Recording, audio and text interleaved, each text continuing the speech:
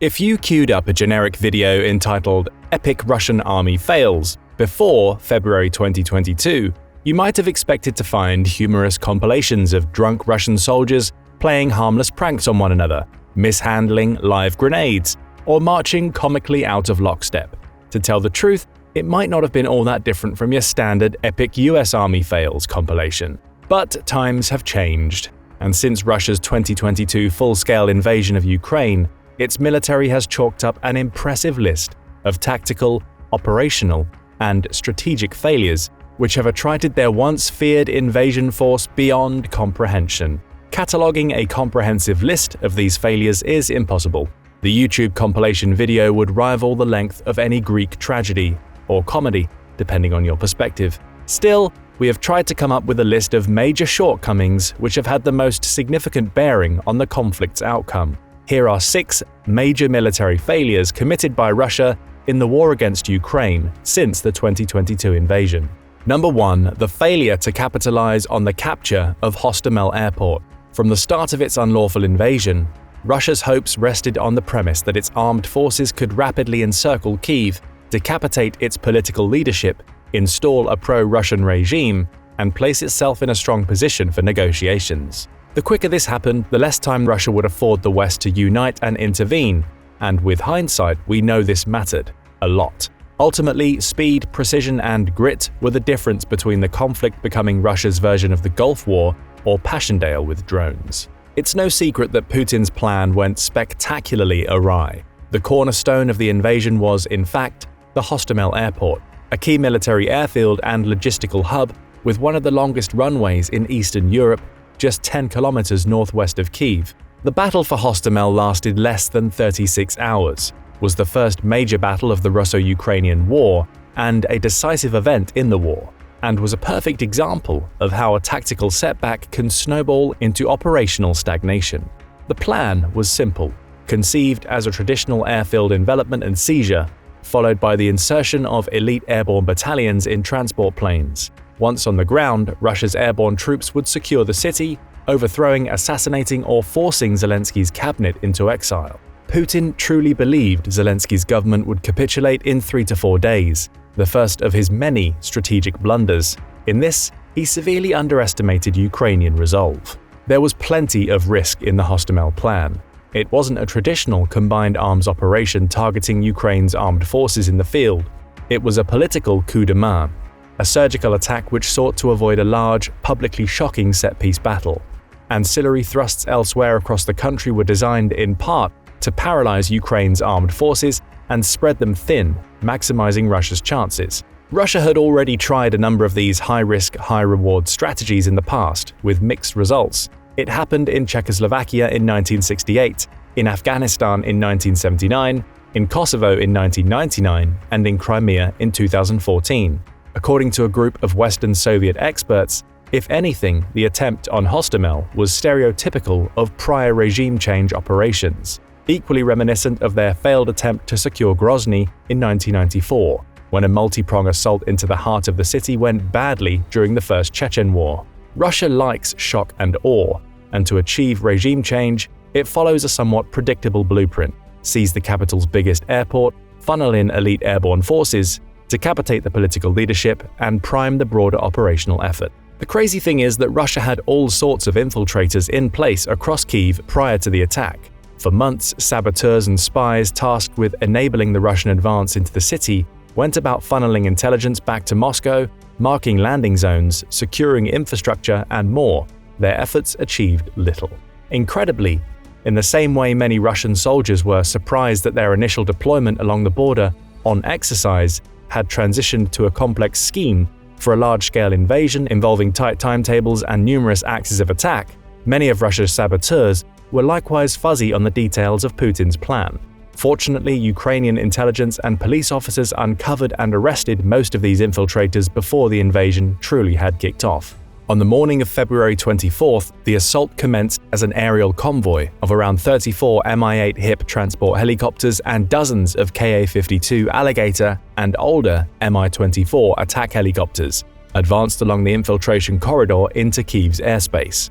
The 200 to 300 VDV paratroopers securing the airport expected minimal resistance. They were inserted at the southern tip of the airfield, while attack helicopters raked stationary defenses to the north. Ukrainian Major Vitaly Rudenko, commander of the small garrison of National Guard forces defending the site, was apparently unaware of the approaching helicopters until he heard the chopping of the helicopter's rotor blades. His troops were ill-suited for the task, to say the least. Ukraine's 4th Rapid Reaction Brigade was a newly organized combined arms entity created along NATO standards, with infantry, tanks, artillery, and surveillance drones working in tandem.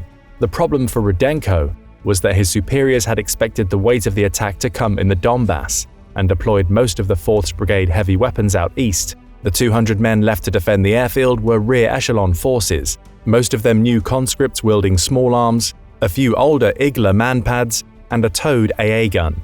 According to one expert, they were more akin to finance officers than infantry officers. Still, they did their best, with 20 of them defending the radar at the northern extreme of the airfield with the AA gun, while the rest called in reinforcements and dug in to defend the airfield from the VDV in the south. Moving large vehicles onto the tarmac to prevent fixed-wing aircraft from landing, the defenders quickly shot down a Russian Ka-52 helicopter with an Igla, which boosted their morale. They would repeat this feat 3 more times in the next 2 hours as ammunition ran low. In the end, they simply couldn't hold the airfield, conducting a controlled evacuation to the outskirts of Hostomel while massing reinforcements. The Russians had prepared 1,000 reinforcements of their own they hoped to insert earlier in the day, but the helicopter losses, Ukrainian artillery fire hitting the airfield, and inability of the Russian airborne to control the surrounding vicinity forced them to abort their plan. This was, by all measures, a pivotal moment in the then nascent fight, and to this day, nobody is certain why Russia's reinforcement plan was abandoned. Russian hopes then rested on the set of advancing mechanized columns coming in from Belarus. They had only 79 miles to reach Kyiv, but as they drove through the narrow corridor through Chernobyl and Ivankiv, they encountered resistance of their own, leaving the Russian VDV isolated at Hostomel. Ukraine's military leadership recognized the importance of the moment and ordered an immediate counterattack to retake the airfield. With a motley force of older veterans, civilian volunteers, and brand new conscripts, they organized a combined arms attack which commenced at sunset on February 24th. They were grateful to discover that the Russian airborne soldiers failed to occupy good defensive positions and found it fairly easy to dislodge them. Were Russia's vaunted elite this tactically inept?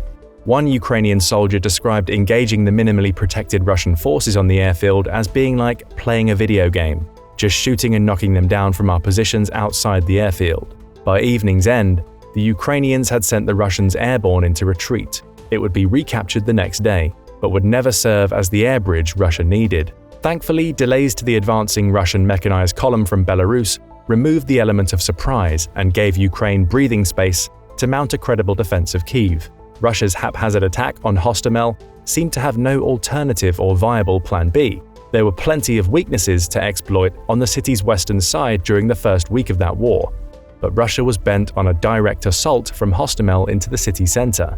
The failure to enact a complete encirclement of the city saw Russian units bogged down in cramped suburbs and urban environments where their advantage of mechanized mobility could be easily countered by marauding, lightly equipped squads of Ukrainian guerrillas. Consequently, the failure at Hostomel ushered in a whole host of compounding supply issues, strangled Russian lines of communication, opened up bogged-down Russian convoys to ambush, and vastly bolstered not only Ukraine's morale, but Western confidence in their ability to win. More importantly, it disavowed the notion of any inherent Russian military superiority on the basis of geopolitical reputation or economic power alone. By March 25th, the Russians had withdrawn from Kyiv. By April 1st, Hostomel was cleared, dissolving any lingering Russian hopes of winning the war quickly. Number 2. Snake Island – losing the information war.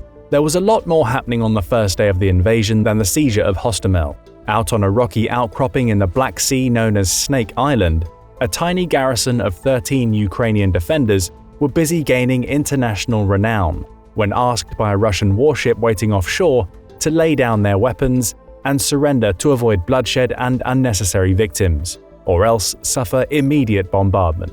In response, one of them, Roman Shrybov, issued his famous retort to the Russian missile cruiser Moskva: "Russian warship, go F yourself." The Snake Island defenders were all reported killed in action by the Ukrainian government after the audio clip of their courageous last stand went viral. But as it turned out, most of its garrison had actually lived, taken into captivity as prisoners. Released 1 month later in a prisoner exchange back in March of 2022, Rybov was awarded a Decoration of Valor and, with his peers, immortalized as a hero of Ukraine. The struggle for Snake Island and the defenders' unabashed defiance quickly became a slogan in the country's fight for survival. Commemorated just a few weeks later on a national postage stamp, the episode epitomized the pluck, courage, and composure with which the Ukrainian armed forces conducted themselves in the war thus far. For many Westerners with ancestors who themselves fought for independence against despotic tyranny, the rallying cry struck a familiar chord. It was one of many instances where, almost immediately, Ukraine demonstrated it was intent on winning the information war against their enemy. While Russia has shown little aptitude for controlling or caring about the message it sends to the world, Ukraine has not lost ground in this domain ever since. Number 3. The inability to prevent the sinking of the Moskva.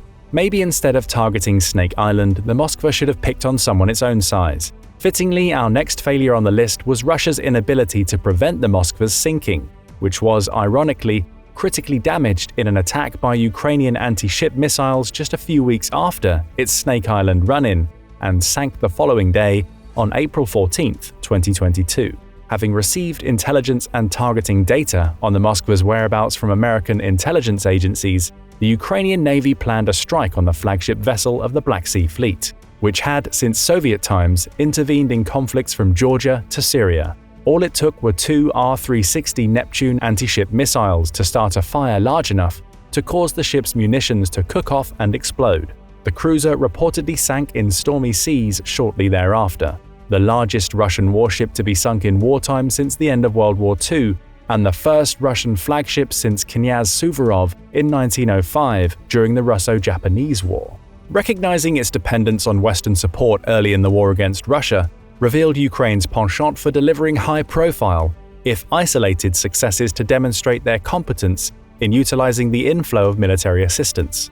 Russia tried to cover up the incident at first, claiming that the fire had been accidental and that it had been contained by Russian sailors. When the Moskva literally failed to surface on camera ever again, the Russian Ministry of Defense conceded it had sunk, this time while being towed in stormy seas. What is most eye-opening is that the Moskva had a triple-tiered air defense that could have provided an adequate chance of intercepting the incoming Neptune missiles, with 3 to 4 minutes of radar detection.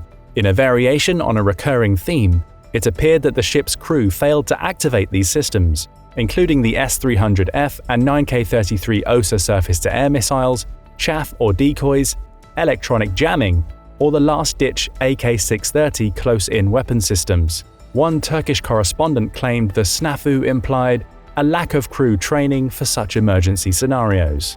And that is what is so damning about the entire incident, whether it was sheer incompetence or, as another Danish military analyst surmised, operator fatigue.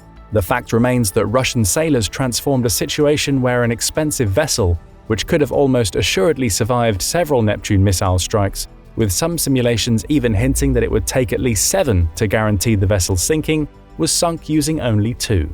The Moskva, according to retired US Navy captain and former director of operations at US Pacific Command's Joint Intelligence Center, was perhaps the largest warship ever disabled or destroyed by a missile. Today, Russia lacks the economic or industrial capacity to easily replace such a vessel. Its loss was humiliating to Russian President Vladimir Putin, a psychological strain which demonstrated Ukraine's ability to employ sophisticated weaponry effectively, forced the Russian Navy to move much of its battle group farther from the Ukrainian coastline, and further underpinned Russia's narrative of incompetence, which has proliferated after the attack. Hilariously, in April 2022, Ukraine began referring to the sunken vessel as a world-class dive site with underwater cultural heritage. Just 130 kilometers off the coast of Odessa, it can be admired without much diving, in water just 45 to 50 meters deep. Online tour offices still promote the wreck as the most interesting spot for diving in the Black Sea, with the best time to visit listed as after the Ukrainian victory over Russia. Number 4. The failure to achieve air superiority. From the depths of the Black Sea, we travel to the airspace over Ukraine, where, Whichever way you cut it, you've probably been left wondering the same thing as everyone else. What on earth has happened to Putin's vaunted air force? Try as they might, Russian combat aviators have failed to establish any kind of air superiority over the battlefield thus far. Part of their problem rests with technological advances made in the 1970s, which made it possible to furnish vulnerable infantry with their own portable handheld anti-aircraft missiles too.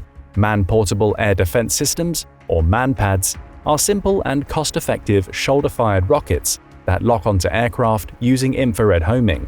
They can be taught to new users in a matter of a few minutes. Knowing Russia's numerically superior air force would play a central role in the opening phases of its invasion of Ukraine back in February of 2022, Western nations rushed thousands of MANPADS into Ukrainian hands to shore up their air defenses.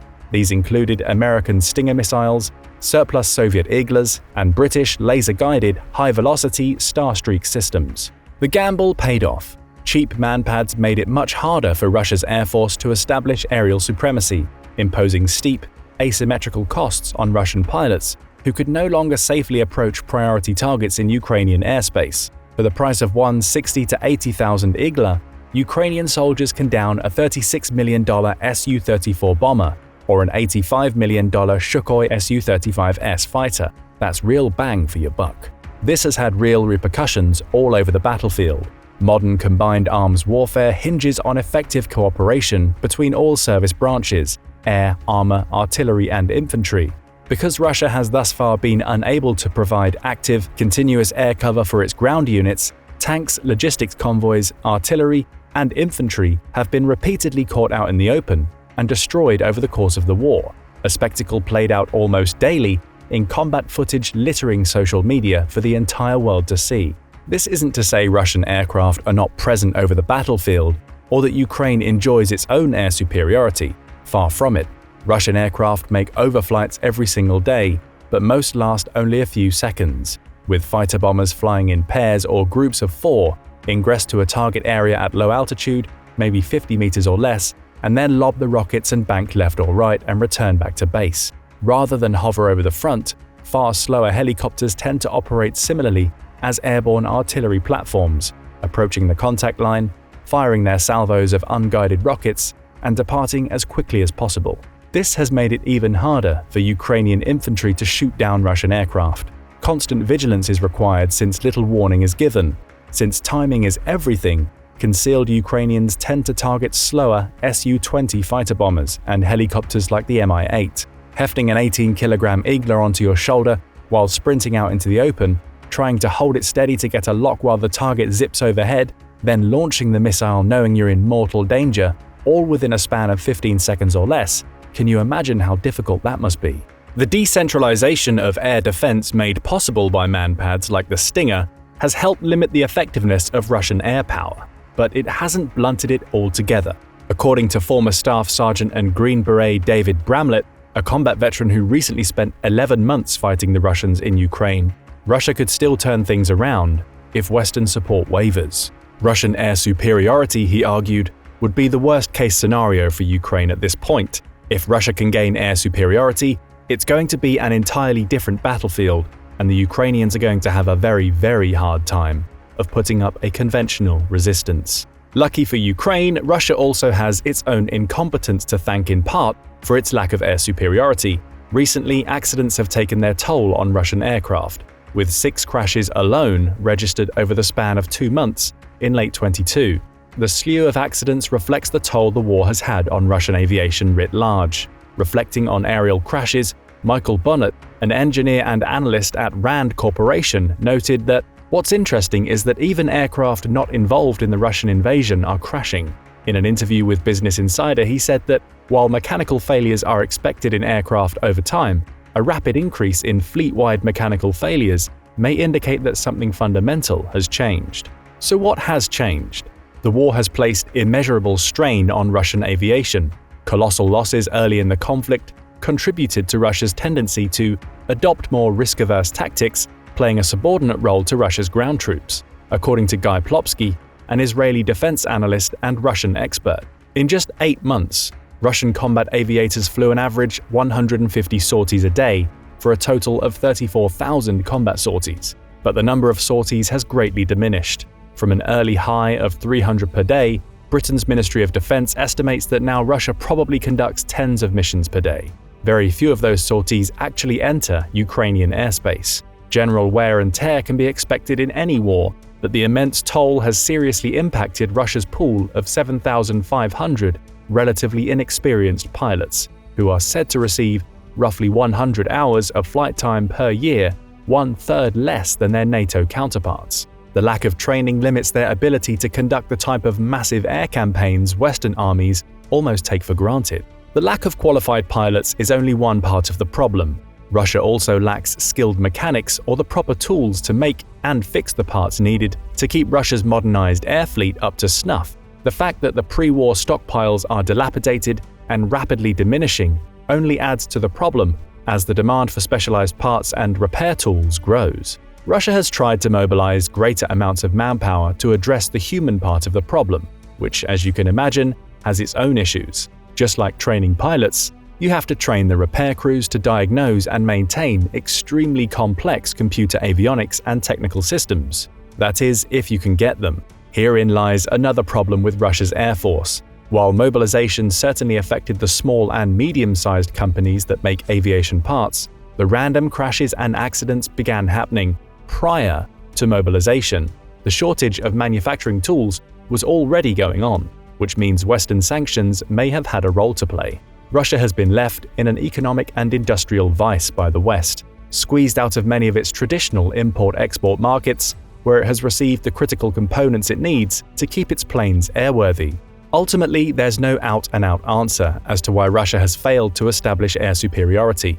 It's likely that a combination of factors, wear and tear, stress on older airframes, a lack of pilots and trained air crews, and Western sanctions, have each played a significant role. What we do know is that thanks in part to their own outstanding courage, adaptability, and resilience, coupled with the material support they've received from the West, Ukraine has managed to do a lot with a little in terms of its own air defense. Number 5. Russian armor failing in Ukraine.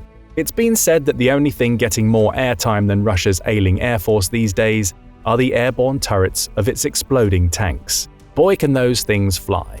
Russia has lost well over 2,300 tanks since it invaded Ukraine. Hundreds more have been abandoned or captured. As its armored force dwindles, it's had to pour older and older armor into the Ukrainian meat grinder. The country, once touting its next-generation T-14 Armata, is now sending T-62s and T-54s into battle. It's a bad look. There are many reasons for Russia's armored failures thus far. Western weapons have helped tip the scales, with humble but deadly anti-tank guided missiles like the Javelin, NLAW, and AT-4 becoming symbols of Ukraine's stubborn resistance. There's other reasons too.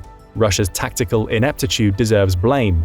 Untrained conscripts rarely work in tandem with supporting armored units. Logistics and the lack of fuel, rations, and ammunition at forward supply dumps have wreaked havoc on Russian columns. Lastly, Western sanctions make it harder for Russia to source the specialized parts it needs to repair and maintain newer tanks. Back in November 2022, the Pentagon announced that Russia had lost half of its main battle tanks in combat. Huge losses were inflicted during the Kharkiv counteroffensive last autumn. The Russian army was reportedly losing 10 tanks per day, while the Ukrainians were losing just 2. Jarring figures when you consider the Russians were defending rather than attacking. The Russians are still building tanks to replace their losses, but can they be introduced faster than current models are being destroyed? The simple answer is no, unless they can give the American arsenal of democracy during World War II a run for its money and build dozens of tanks, trucks, and other vehicles every single day, the average rate they were being destroyed at the end of last year. No country on Earth has managed to replicate even a fraction of that type of industrial output in wartime ever since, so can we really assume Russia would be the first? No, I don't think so. Russia has thousands of old Soviet tanks in storage, including versions of the newer T-90s, T-80s, and their time-tested predecessors that make up the backbone of the Ukrainian armored force, the T-72 and the T-64. But most of the footage we've seen depicts Russian T-62s being modernized at Russian armor repair plants and shipped to the front. These tanks are nothing short of obsolete in the modern era, and have been since they started to be replaced back in 1975. Which begs the question, Why are they bothering with these Cold War relics at all? A lot of it has to do with how hard it is to maintain newer tanks in storage, since they operate using more sophisticated electronic components that, as we all know, are more and more difficult to source. It seems that Russia has tried to pull bunches of T-72s, T-80s and T-90s out of storage only to realize how expensive and difficult it might be to make them combat-ready. A fair portion of these were probably mothballed to begin with. Tanks left in storage without maintenance atrophy. Rubber treads and wheels crack and chip. Mice chew through exposed wires. Armor rusts and corrodes. It's a real nightmare scenario for Russian mechanics. The humble T-62, like the T-54 before it, was mass-produced with one idea in mind: make it simple, make it good, and make a crap ton of them. Simple designs mean fewer electronics, greater ease of repair, and interchangeability of parts. Like that old reliable 1966 Chevy you have in your shed, no matter how many years go by, you can always throw it up on the blocks, tinker with the carburetors, and get it to start right up. That's the type of tank the T-62 was. The fact Russia had something in the region of 20,000 of these in storage at the end of the Cold War means there are plenty of stocks to draw from. The bigger question is whether or not it's even worth it. Would Americans be happy if the US Army started dusting off old Vietnam vintage M60 patterns from storage, slapping on a fresh coat of paint, better comms, and a pair of thermal sights and said, "Go to and prosper"? Of course not. But when has the Kremlin cared what its soldiers think? Repair plants across Russia are now churning out oodles of Cold War antiques.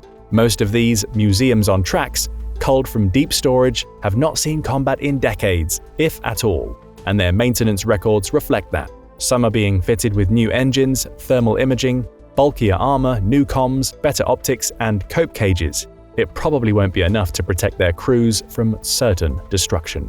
Number 6. Failure to adequately prepare new recruits for combat. Speaking of Putin's indifference for his countrymen, our next failure revolves around the inability of the Russian government and military to adequately train and outfit their recruits for combat. In the war's first year, Ukraine reversed its dire position and engineered dual counteroffensives, which achieved success beyond most people's wildest imagination. In just over 8 months, Russia has lost somewhere in the region of 90,000 irrecoverably wounded, lost, or killed soldiers. A number that has by now far eclipsed the total casualties the Soviet Union sustained during 9 years of brutal combat in Afghanistan between 1979 and 1989. Notably, Putin lost more soldiers in a week than the United States lost in 20 years in Afghanistan. Putin reacted by announcing sweeping calls to mobilize new recruits for frontline service. This created chaos in a country which had, until then, been relatively insulated from the realities of the conflict. Many military-age draftees did everything in their power to avoid conscription, fleeing on planes and trains, and where that failed, on bicycles, scooters, and on foot. Satellite imagery and social media posts revealed miles-long traffic jams at Russia's borders with Georgia, Finland, Mongolia, and Kazakhstan, among others. Thousands of cars and piles of abandoned bicycles attested to the scale of dissatisfaction. In Russia itself, images of forcibly repressed protesters, some of whom were whisked into military service themselves, littered social media, as Russian officials around the country went door-to-door delivering draft notices. Draconian laws in place prevent anyone from criticizing Putin's special military operation. Enlistment officers scoured the country for draft-age males. Under Russian law, men eligible for conscription must be handed a draft notice in person. As you might expect, evasion strategies revealed the ingenuity of many Russian males, some moving to summer cabins or disappearing on indefinite camping excursions in the countryside. Others disabled their doorbell so they wouldn't hear enlistment officers. Some even injured themselves as a way to gain a medical exemption. Not everyone had the luxury of leaving the lives they'd grown accustomed to. Tied to their homes by elderly parents, mortgages, or financial limitations, the unlucky were ushered into an uncertain military future. Draftees ran the gamut from 17-year-olds with no combat experience to avowed criminals and middle-aged men with diabetes and brain conditions. There was little regard for health, expertise, or background, even though Putin's draft specifically called for reservists with military skills. Naturally, the cannon fodder label has been applied to these new recruits, a common refrain among the men themselves, if scores of anecdotal Telegram videos are to be believed. Zinc coffins are already coming. One jaded Russian military blogger complained, as the mobilization unfolded. You told us that there would be training, that they would not be sent to the front line in a week. Were you lying again?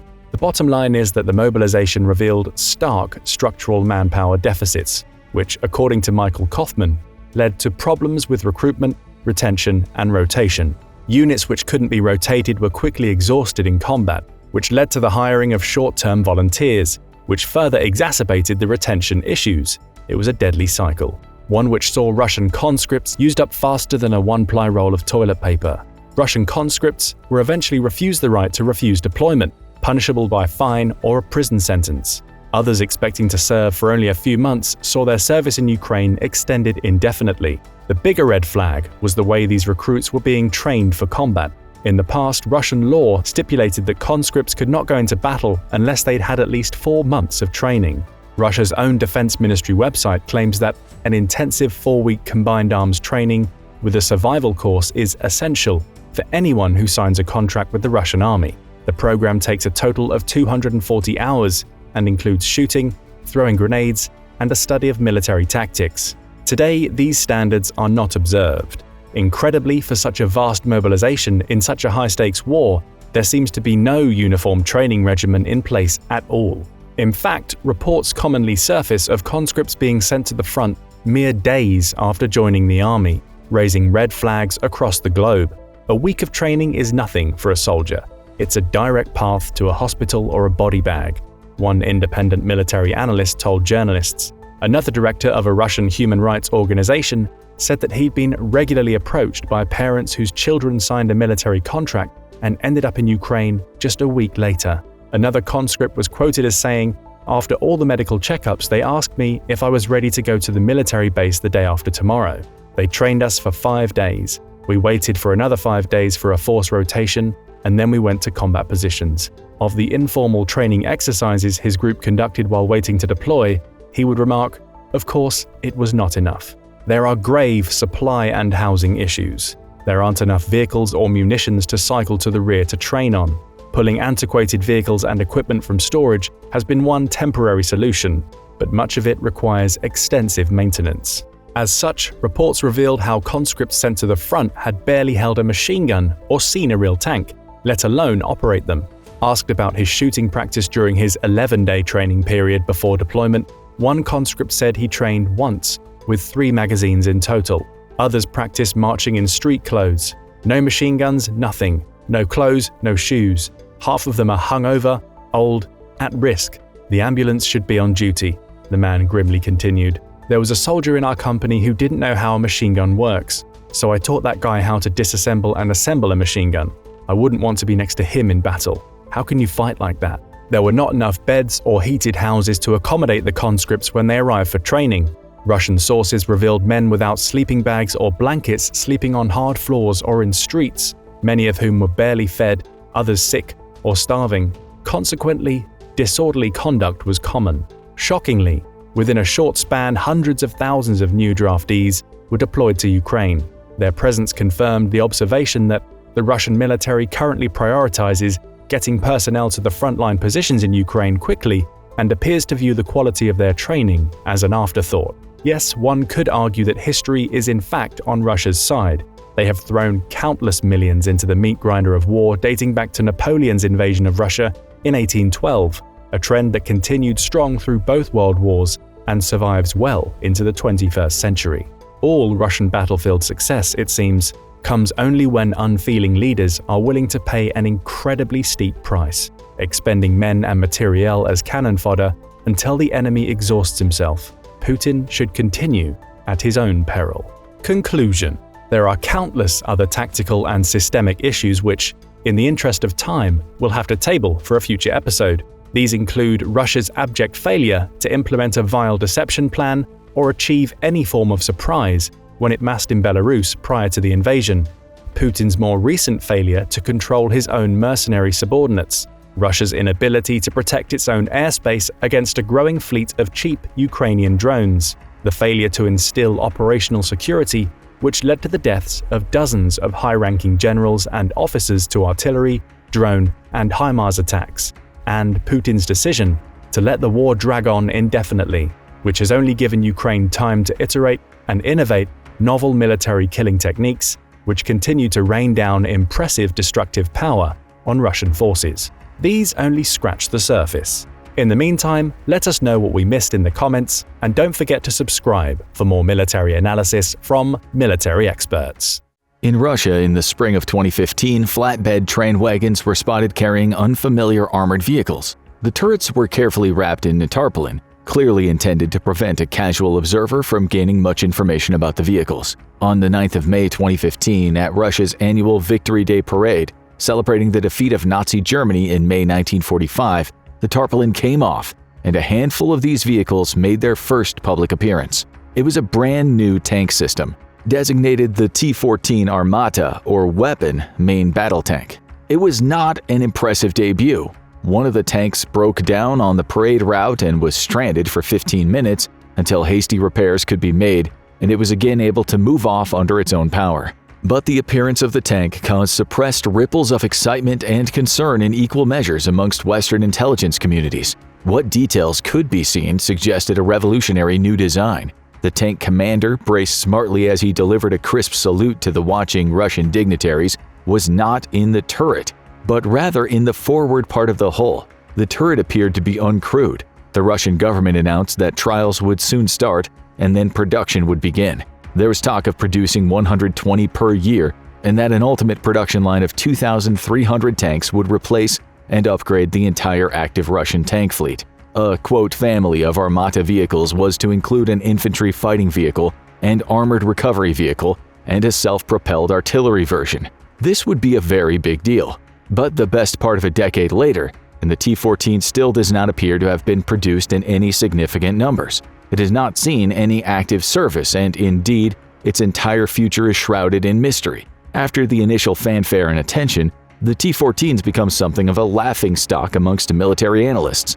In late 2023, many analysts were convinced that the T-14 will never work as a fully produced operational combat vehicle. So what is the T-14? What happened to it and where is it now? And is it any good? Let's take a look at the T-14 Armata. Russian tank design achieved legendary status during the Second World War. You will almost certainly have heard of the T-34, which is still judged to be one of the best tanks of World War II. Its sloped armor, wide tracks, and powerful for the time 76mm gun came as a great shock to the German panzer formations that thrust into Russia during the Operation Barbarossa in June 1941. Other Russian tank designs such as the KV-1, the T-34-85, and the Joseph Stalin sent the Germans scrambling for their tank design drawing boards.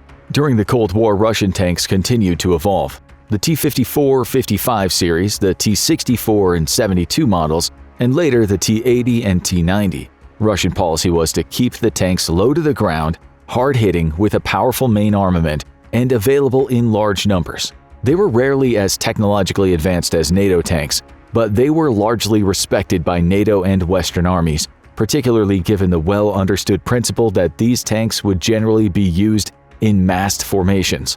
But it's worth noting that, scratching the surface, the Russian tank industry has always been fractured by rivalries between tank factories, competing designers, corruption, and struggles for attention and resources of the government. Some analysts have looked at the T-64, T-72, and T-80 and concluded that this was an illogical and highly uneconomic production of three versions of what was more or less the same tank. What seems clear is that the Russian military never seems to have managed to settle on one tank type and one family of vehicles. It also looked as if the Russian tank industry was still living off its old glory days without the resources to invest in a new tank suitable for the 2020s and beyond. Perhaps because of these deep-seated historical challenges, Russian tank design has preferred to focus on upgrading existing tank models with new technology, armor, and protective systems, rather than develop a new tank. And the Russians never like to throw any old tanks away. They store them in huge tank parks east of the Ural Mountains for a time when they might be needed. A time such as now. You'll see more or less every Cold War and post-Cold War variety of Russian tank on the battlefields of Ukraine. When a prototype tank design, the T-95, was cancelled in 2010, the Russian tank-producing industrial complex of Uralvagonzavod began working on a new model. It was initially called Object 148. This was to become the T-14 Armata, but it doesn't seem to have been actually based on the previous T-95 work, but rather around a new engine type, the A85-3, a Russian copy of a German model. This engine was used instead of the classic tank engine that had kitted out the T-72s and T-90s. The reason for that is unclear. The A85-3 was smaller but more powerful, but it also turned out to be more complex and less reliable, and it had not even been originally designed for a tank. After the T-14's somewhat embarrassing debut at the 2015 Victory Day Parade, the Western intelligence community started to put their heads together to see what this new development was all about. The information that began to trickle in was, from a Western perspective, very troubling. Given that there is little confirmed or confirmable information about the T-14, we'll have to rely a little heavily on the Russian defense industry brochures and state press statements. This is obviously not ideal, given the high likelihood of propaganda, but let's dive in anyway. So at least we can get a sense of the sort of expectations, hype, and anticipation surrounding this new weapon system. The concept certainly looked highly unique. The turret was to be automated and remote controlled. The three-man crew would sit side by side in a special protected and sealed crew compartment in the front hull of the vehicle. There would even be a toilet provided for the crew, a radical concession to comfort from the tank designers. The tank's main armament was originally intended to have been a 152mm weapon. This was what the earlier T-95 concept was supposed to have mounted, but it was later identified as a 125mm gun that would also be able to fire anti-tank missiles. It would have a 57mm grenade launcher and a 12.7mm heavy machine gun automatically operated in the unmanned turret. Average speed on the road was given as 80 km per hour. The 7 road wheels either side were connected to an active suspension system that would give a smoother ride and provide more effective fire control while on the move. There was talk that the main gun would be able to shoot down low-flying helicopters. A system of video cameras would be fitted on all sides, and the commander's vision system would be mounted on the turret to allow 360-degree visibility. The crew were supported by a highly responsive combat management computer system that could rapidly analyze the battlefield environment, identify potential threats and targets, and automatically take measures to protect the tank via an Afghanit Active Protection System, or APS. They should be able to detect tank-sized objects at over 7 kilometers in the daytime and half that distance at night. A radar would identify incoming missiles. A new generation of highly secretive Malachite explosive reactive armor had also been promised. This would surround the tank with advanced protective layers of composite armor that exploded when struck, deflecting any oncoming missile. The APS deployed hard-kill defensive measures, such as systems that could attack incoming missiles and even actual tank rounds, and soft-kill processes that could disrupt, confuse, and deflect any incoming attack. Some analysts concluded that the Russian designers had based the tank's defensive measures on the highly effective modern Israeli tank, the Merkava. The manufacturer claimed that special radar-absorbing paint would render the T-14 more or less invisible. A T-15 infantry fighting vehicle variant was also spotted at the Victory Day Parade, and a photograph of a T-16 tank recovery version equipped with a bulldozer blade and an automated 12.7mm machine gun turret was issued by the manufacturers. Both variants seem to have the same armor defensive measures as the T-14.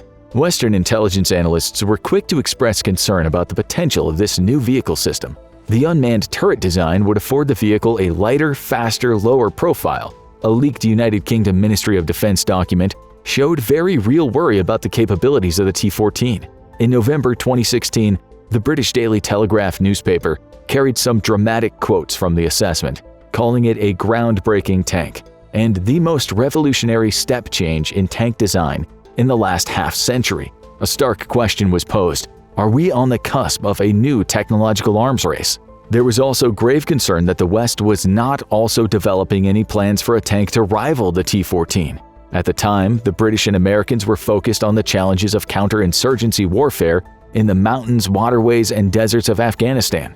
The defense industry design and development effort was being directed toward high-mobility vehicles and the challenges of defeating improvised explosive devices. For the last 20 years, Britain had no significant need for a new fleet of main battle tanks. The 2016 Military Balance Report from the International Institute for Strategic Studies similarly described the T-14 as, quote, revolutionary, highlighting the tank's active protection systems as something that would greatly reduce the risk from rocket-propelled grenades and anti-tank guided missiles. After the initial announcements and revelations of the new T-14 concept, there was an analytical backlash.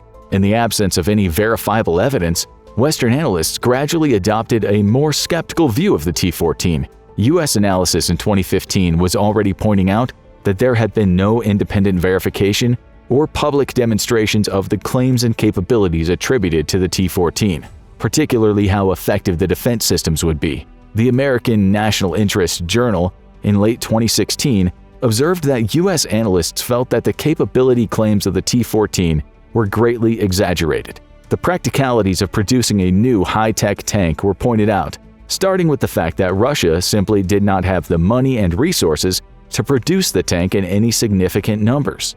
Well, the claims for the T-14 were certainly impressive. However, a famous British football manager once dryly observed, "We had a great team on paper. Unfortunately, the match was played on grass." So now, having heard the hype, let's step back a bit and review some of the practical problems that the T-14 might have, as its manufacturers attempt to move it from a theoretical drawing concept to an actual working battlefield-dominating weapon. The production schedule and cryptic messages from the Russian government and industry pointed to some of these problems. The Russian Ministry of Defense declared in 2016 that a batch of 100 T-14 tanks would be manufactured by 2020 as part of a project that would go on until 2025. But this served to set the scene for confused announcements, contradictions, and delays to this original timeframe. In 2018, the Deputy Prime Minister for the Defense and Space Industry reportedly said that there was actually no need for a new main battle tank system, as the Russian army had more than enough of the older tanks, the various modified variants of the T-72 in particular, to suffice. This argument held that the existing vehicles were still effective as tank platforms, and they would be cheaper and more practical to simply continue on with them, upgrading them with offensive and defensive measures as appropriate. This was probably a better and more realistic reflection of the harsh realities facing the Russian arms industry, but it also gave some indication of the doubts already surrounding the long-term prospects for the T-14. Finances were strained and access to high-tech computer technology was hard, given the sanctions imposed on Russia after the invasion of Ukraine in 2014. But it went in the direct contradiction of the defense industry in other parts of the government.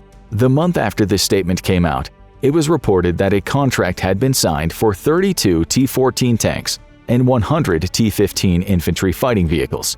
By early February 2019, the first dozen tanks were supposed to have been built, but nothing had happened, and a subsequent announcement in August said that 16 would not be delivered until the end of the year.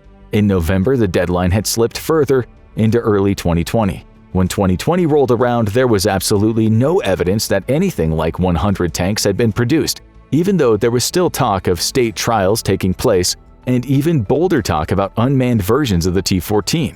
But in January, the head of Rostec, Russia's largest state-owned arms company, stated that no T-14s had yet been produced and that the engine design had not yet been finalized. In August 2020, it was announced that production had started and that the tank would be given to the armed forces in 2021. But as the years drifted by, these announcements were looking less and less convincing. Another statement in July 2021 said that production would begin in 2022. However, the Russian Defense Minister Sergei Shoigu had already slightly undermined this in March, when he said the first group to be produced would only be for experimental purposes.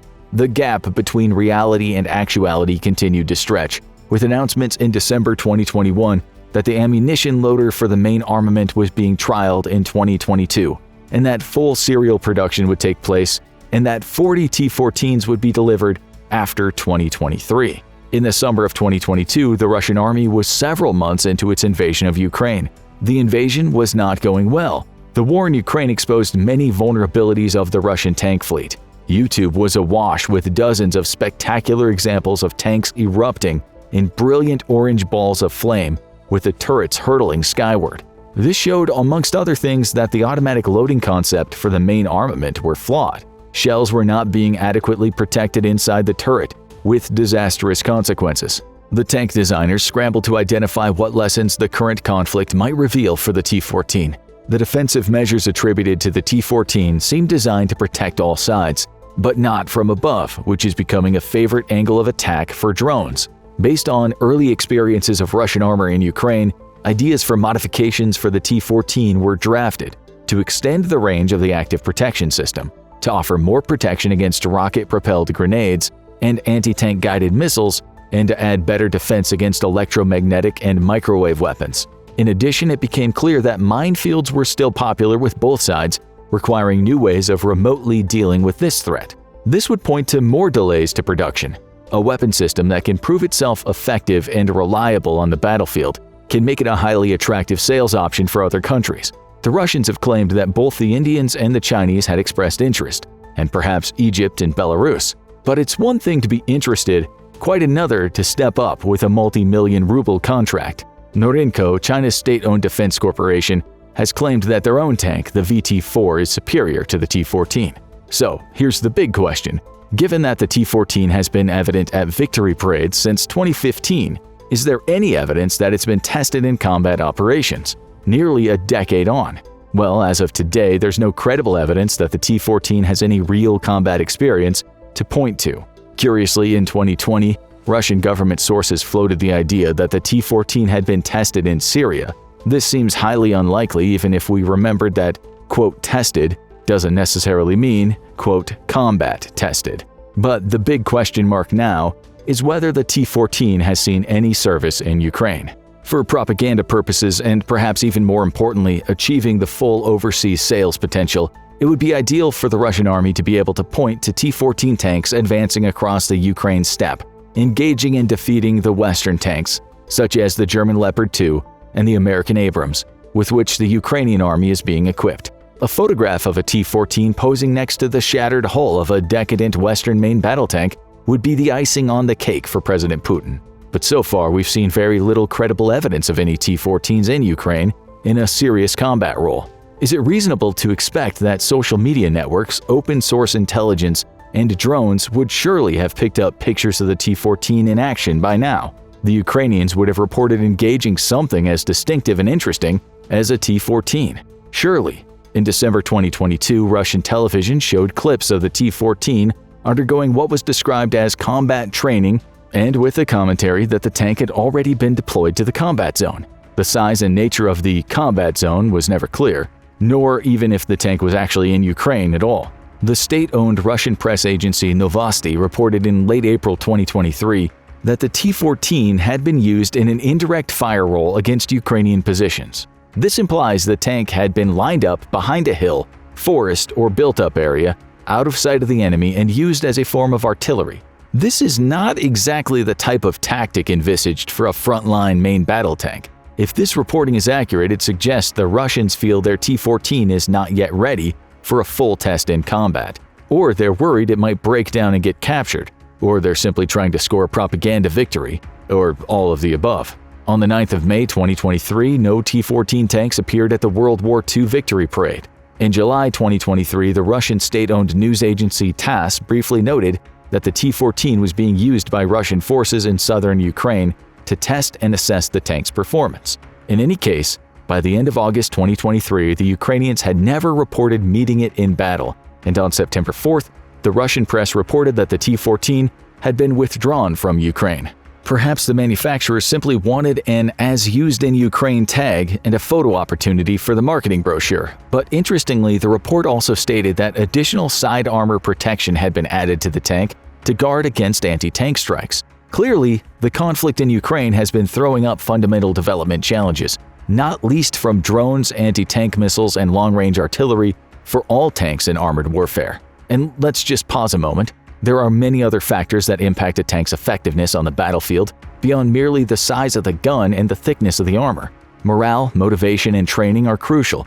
Tactical doctrine decides how best a tank should be used. Cooperation with artillery, infantry, and air power is also vital. Having a three-man crew does offer much spare capacity for routine maintenance, cooking food, mounting sentry duty, and a host of other routine but tiring tasks in a combat zone.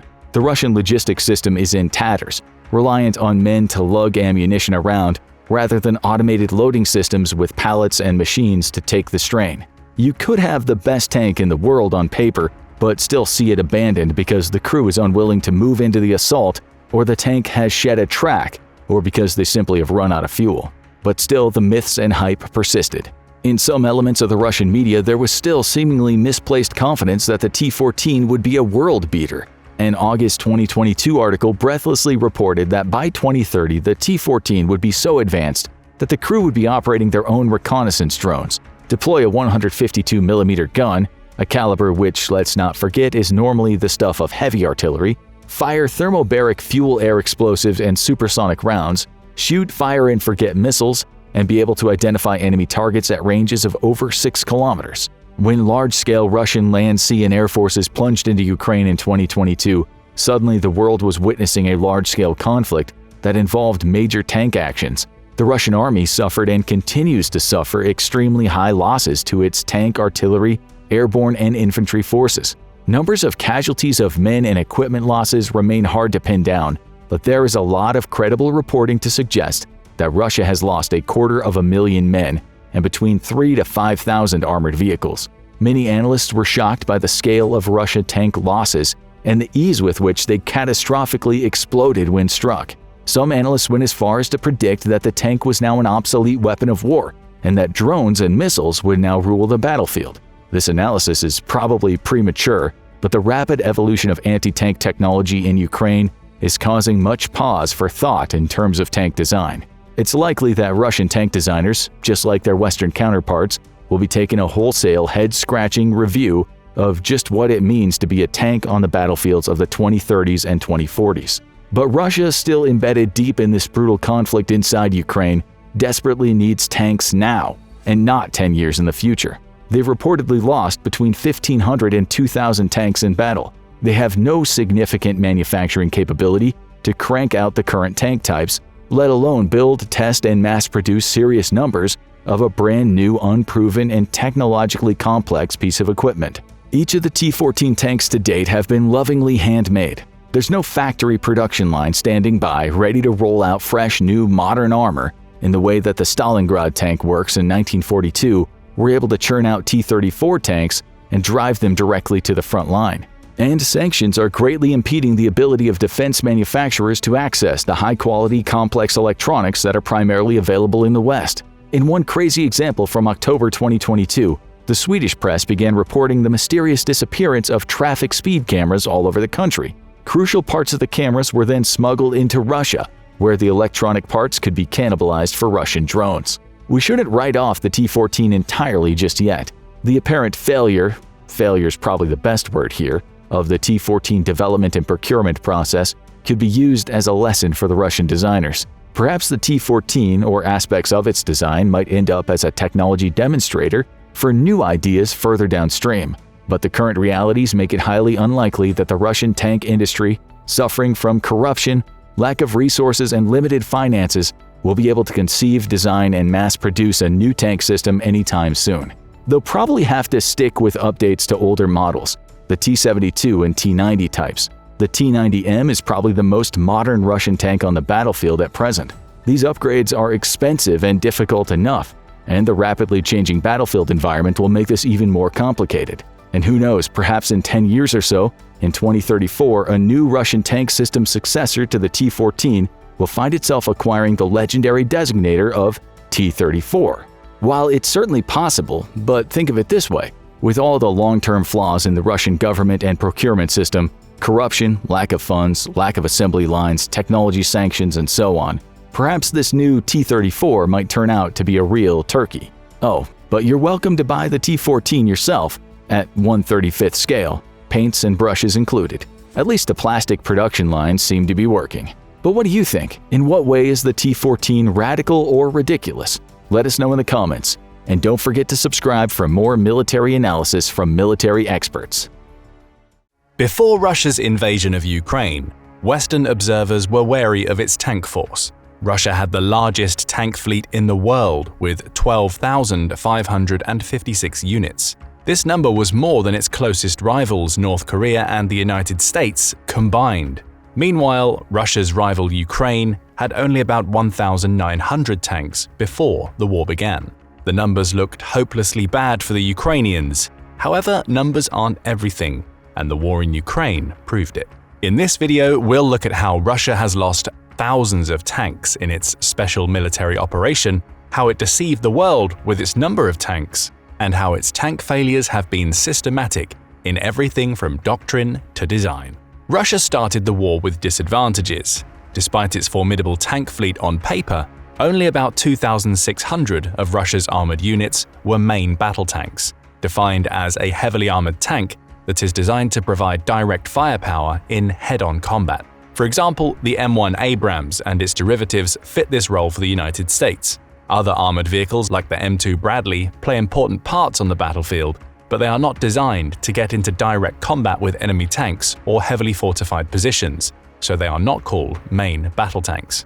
To make matters worse for Russia, only about a quarter of its pre-war main battle tanks had modern sighting and fire control systems. These were the T-72B3 B3M, the T-80 BVM, and the T-90 AM. Worse still, by November 2022, Colin Kahl, the United States Undersecretary for Defense Policy, estimated that Russia had lost half of its pre-war main battle tanks in Ukraine. A year later, the Oryx blog estimates that Russia has lost a total of 2,478 tanks, with 1,621 destroyed, 139 damaged, 170 abandoned, and 548 captured. As a percentage, about 65% of Russia's total tank losses have come through the destruction of its armored units. Ukraine, meanwhile, has lost 689 tanks, with 462 destroyed, 56 damaged, 37 abandoned, and 134 captured. This makes for a Russia to Ukraine casualty ratio of 3.5 to 1. The ratio of tanks lost to destruction between Russia and Ukraine is also 3.5 to 1. However, Ukraine is suffering as well, as 67% of its total tank losses have been through outright destruction rather than damage or abandonment, comparable to the Russian figure. Experts note that Oryx's estimates of the equipment losses on both sides are often a bare minimum, and the real losses are likely higher. Even so, the general picture would remain correct. Even though destruction percentages are similar, Russia is losing tanks at a more rapid rate than Ukraine, and many of the tanks that both sides are using have great flaws. Why have so many tanks on both sides been destroyed, compared to being merely damaged or abandoned? Part of the reason is that Russian tanks are prone to catastrophic damage. Unlike Western tanks like the Abrams, Challenger 2, and Leopard 2, Russian tanks do not compartmentalize their ammunition. Instead, some of the tank's shells are stored in the turret. If the tank gets hit, even indirectly, it can start a chain reaction that results in the entire magazine exploding, creating a jack-in-the-box effect so often seen in Ukraine. Some anti-tank weapons, like the American Javelin, are designed to send their projectiles on an arc that impacts the turret of an enemy tank, which has weaker armor than the body. The result is devastating. Russian tanks suffering from jack-in-the-box explosions did not come as a surprise to Western military experts. They had observed the same effect in the Gulf War, when large numbers of Iraqi T-72 tanks were totaled after their turrets got hit by anti-tank weapons. Russia's other supposedly modern tanks, the T-80 and T-90, have the same design flaw. The T-90 entered service in the Russian military in 1992, but its designers did not learn anything from the Gulf War. As of November 2023, the Oryx blog has estimated that, of visually confirmed cases, Russia has lost 1,270 T-72 type tanks across multiple variants. Of these, 815 have been destroyed, a destruction rate of 64%. Meanwhile, Russia has lost 669 T-80 tanks across multiple variants, with 419 of them being destroyed, making for a destruction rate of 62%. Russia has lost 92 of the different types of T-90. Of these, 55 have been destroyed, a rate of about 60%. Russia has also lost 285 other tanks that Oryx could not identify. Of these, 241 were destroyed, making for a staggering 84.5% destruction rate. While Ukraine has gotten much media attention for its newfound use of Western main battle tanks like the Abrams, Challenger, and Leopard, most of the units in its armored fleet are still Soviet and Russian-designed tanks. Before the conflict, it had about 900 Soviet-made T-64, T-72, and T-80 tanks. Most of these were of the T-64 class. Of these tanks across multiple variants, Ukraine has a total of 376. Of these 376, 241 were destroyed, a rate of 64%. Ukraine has also deployed different tanks of the T-72 class and lost 186 of them, with 132 of them being destroyed. a destruction rate of 71%. 56 Ukrainian T-80s have been lost in combat. 39 of them were destroyed outright, a destruction rate of 69%. In contrast, Ukraine has seen the destruction of just one of the 14 Challenger tanks it's deployed in combat. Meanwhile, of the 25 Leopard tanks that have become casualties in Ukraine, only 9 have seen outright destruction, a rate of 36%. The others were damaged, abandoned, or both. This discrepancy in the destruction rate between Soviet, Russian, and Western tank designs is because the latter's militaries learned from the experience in Iraq. The Abrams, for example, has its ammunition magazine in a sealed compartment. One of the tank's 4 crew members retrieves rounds from this compartment, unsealing and resealing the magazine with each shot. This setup means that if the tank is hit, only one of its rounds is likely to be exposed in the turret. This can damage the tank, but the crew is relatively well protected from enemy fire, and there is far less of a chance of a chain reaction that produces the jack-in-the-box effect. Russia did seem to finally learn the lesson when it designed its latest tank, the T-14 Armata. Unlike the earlier Soviet-produced designs, the T-14 has an armored protected crew capsule, which is completely separate from the ammunition magazine thanks to the tank's auto-loader. Unfortunately for Russia, only about 20 of these units have been produced, far from the 100 that were supposedly in the works with a contract announcement in 2020. Because of international sanctions, logistics, and perennial corruption problems in the Russian military, it's unlikely that Russia will be able to produce many more T-14 tanks anytime soon.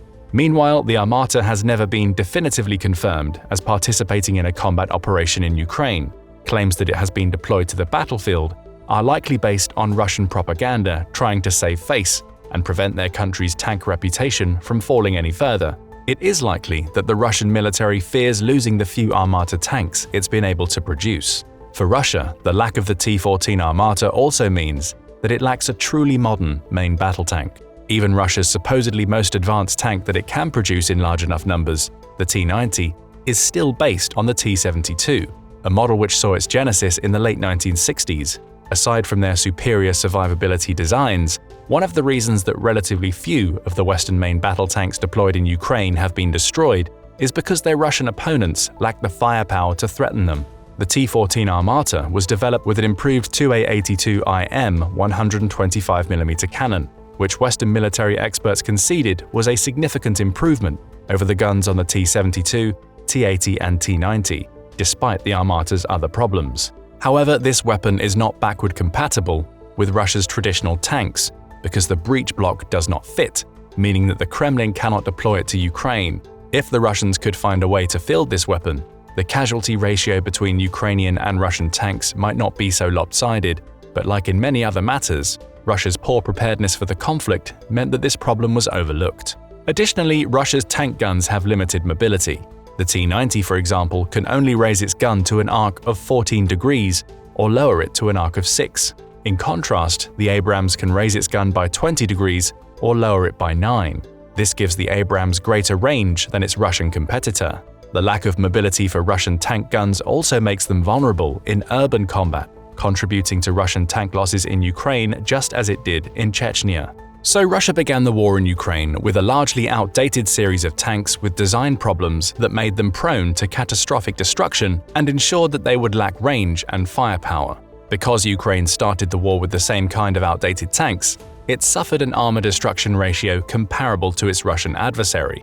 However, as Ukraine received thousands of modern portable anti-tank weapons like the Javelin, it was able to pile up the damage on Russian tanks in other ways.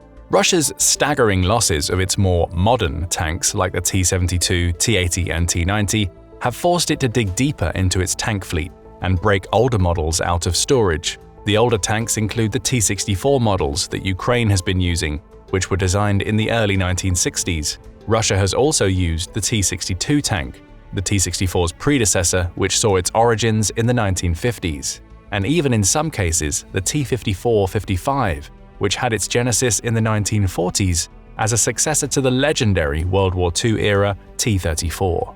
These old tanks have been deployed in Ukraine without any visible upgrades, such as bricks of explosive reactive armor to better protect them from anti-tank rounds. Perhaps it's for this reason that Russian sources indicate that the T-54-55 tanks in particular have been deployed more as mobile armored artillery vehicles designed for indirect fire assistance. This role seems corroborated by Oryx, as only 2 T-54-55 type tanks have been reported as visually confirmed casualties, despite their lack of protective armor against modern weapons.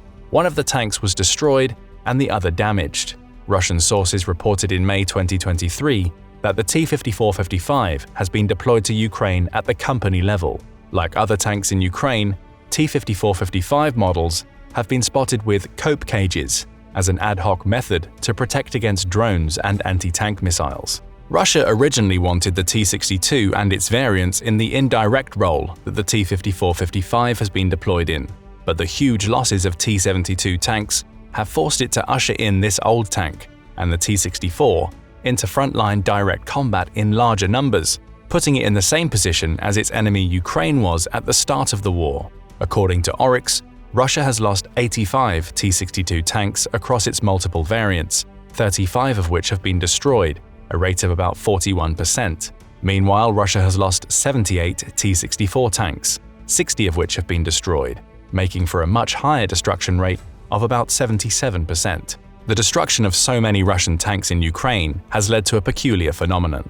As Russia is breaking its Cold War relics out of storage, its Ukrainian enemy is getting a steady supply of Western tanks, which are much more highly survivable and come with more firepower.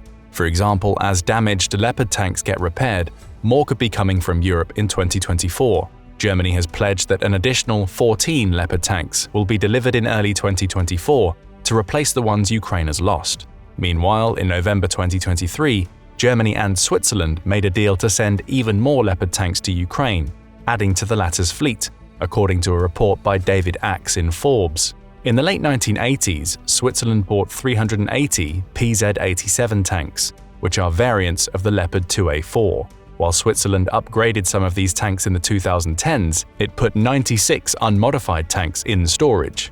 Ukraine has long desired these. But Switzerland has centuries of tradition of being a neutral country. Then, on November 22, 2023, the Swiss agreed to export 25 of these tanks to the German Rheinmetall Company, which manufactures automobiles and arms. Technically, the condition the Swiss demanded is that these tanks must remain in NATO or EU territory to meet existing shortfalls.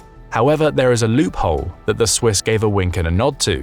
Rheinmetall is empowered to sell these tanks to a country that already operates Leopard 2A4s, perhaps with German government financing, and that country could then donate to Ukraine its own Leopard 2A4s. So Rheinmetall could sell these tanks to Germany, for example. Germany would then be able to donate them to Ukraine. If these 25 tanks were to arrive in conjunction with the 14 Germany has already pledged, it would make up for the destroyed Leopards and then some, amounting to a new battalion of tanks. As Ukraine's tank force gets steadily more modern, Russia is finding it more and more difficult to replace its best tanks, and as a result, its tank force is getting older and more vulnerable to modern weapons. These older tanks are often not even able to fight at night, unlike the newer Western tanks that are coming into the service of Ukraine. This reality paints a grim picture for Russia as the war continues into its third year. It will need to rely more and more on throwing sheer numbers at the problems facing it. However, Russia's tank problems in Ukraine go far beyond old models and design flaws. While many tanks have been destroyed, many others have been lost due to capture or abandonment. Russian doctrine heavily emphasizes tanks and artillery. In comparison, Western doctrine emphasizes a combined arms approach to warfare. Urban fighting in Iraq helped to flesh this doctrine out. Tanks proved vulnerable without proper infantry support, especially in tighter environments like cities. As a result, dismounted infantry proved critical to supporting the tanks. Russia, on the other hand, learned nothing from its bitter experiences in the Chechen wars of the 1990s, where guerrillas armed with anti-tank weapons would wreak havoc on the Russian armor from rooftops, high windows, or when emerging from basements. When Russia deployed its vast tank fleet to Ukraine, it again failed to provide its tanks with proper infantry support, learning nothing from its experiences in Chechnya. Long columns of Russian tanks without proper infantry support, often in urban settings, proved vulnerable to the ambushes of Ukrainian anti-tank crews. As we've seen, because of their tanks' design problems, many of Russia's best tank crews became casualties in the earliest phases of the war, when Russia's attacks stalled outside of Kyiv and every other axis except in the southern one that emerged from Crimea. Russian tanks typically come in crews of 3, the commander, driver, and gunner. If we take the visually confirmed loss estimates by Oryx and multiply the 1,621 tanks destroyed by 3, it would yield a number of 4,863 tank crews becoming casualties in Ukraine. Because Russian tanks tend to blow up in catastrophic destruction thanks to their design flaws, most of these can be assumed to be KIA. These numbers are only rough estimates. They may be higher or lower. Ukrainian sources claimed in the summer of 2023 that Russia has lost over 4,000 tanks in the war. Although because this information is coming from a warring party, it must be treated with skepticism. It is noteworthy, though, that foreign experts have often roughly agreed with Ukraine's figures. For example, Frederick Martins of the Hague Center for Strategic Studies said they were probable in an interview with Newsweek. Regardless, the loss of Russian tank crews has been high because of the thousands of tanks destroyed. Since Russia almost certainly lost thousands of its best-trained tank operators in the early stages of the war, it's had to replace them with poorly trained and motivated new recruits. Much like their mobilized infantry counterparts in places like Bakhmut, Russia's modus operandi has simply been to throw these amateurish crews and outdated tanks into the teeth of the enemy. Russia's problems go further. According to Oryx, at least 176 tanks have been abandoned, and a further 548 captured. The real number is probably higher. In contrast, only 37 Ukrainian tanks have been abandoned and 133 captured, ratios of 4.75 to 1 and 4.1 to 1 in favor of Ukraine. Why have the Russians lost so many tanks to abandonment? One of the reasons is that Russia has had problems deploying retrieval vehicles into Ukraine. These vehicles are designed to recover immobilized or damaged armored equipment. The comparative lack of these recovery vehicles in the Russian military is nothing new and date back to the Soviet era. According to Oryx, Russia has lost a total of 88 armored recovery vehicles. 39 of them have been destroyed and the rest damaged or abandoned. Ukrainian forces have often been seen targeting Russian recovery vehicles with drones. Each loss adds even greater stress to Russia's armed forces. Meanwhile, Ukraine is converting some of its older T-62 tanks into armored recovery vehicles to assist its newer Western tanks. Russian problems go deeper still. Many tanks have needed to be abandoned because of a lack of spare parts or proper mechanics to service them. A comparison with the US military might bring things into perspective. The US Army deploys about 10 support soldiers for every combat soldier to maintain smooth logistics. The Russian Army in Ukraine has had far fewer support soldiers, with only about 150 in a typical battalion tactical group being in that category. Each BTG has about 700 to 900 soldiers. Russia, despite being one of the world's leading energy producers, has also suffered fuel shortages in Ukraine. Lack of access to rail hubs that it needs to move equipment and clogged roads have made it hard for Russia to keep its tanks fueled. Ukraine's HIMARS attacks on Russian fuel depots and other important logistical centers have only added greater stress to Russia's tank problems, especially with their constant lack of proper infantry support. In sum, Russia's tank failure in Ukraine is the result of all things coming together. Outdated Soviet-era designs make Russian tanks prone to complete destruction, especially against modern anti-tank weapons. Poor doctrine ensures that these tanks often lack adequate infantry support to prevent ambushes, a fact which is shown over and over again at the hands of Ukrainian soldiers armed with portable anti-tank equipment and drones. Finally, poor Russian logistics ensures that tanks often cannot be recovered, repaired, or fueled, which is why so many of them have been abandoned or captured. Russia may have had the world's largest tank force before the war, but it's lost its best tanks at a staggering rate, with events proving that they were not so great after all. Tanks still may be a formidable force on the modern battlefield, but without proper infantry support, they are vulnerable, and without logistical support, they are for all practical purposes immobile. Russia is therefore left with a rapidly aging tank force, which it's throwing en masse into an attritional meat grinder, hoping to bleed Ukraine out so it becomes too exhausted to fight any further. The traditional Russian way of war. What else do you think is responsible for Russia's huge tank failures in Ukraine? Don't forget to let us know in the comments. Also, remember to hit the like button and subscribe for more military analysis from military experts.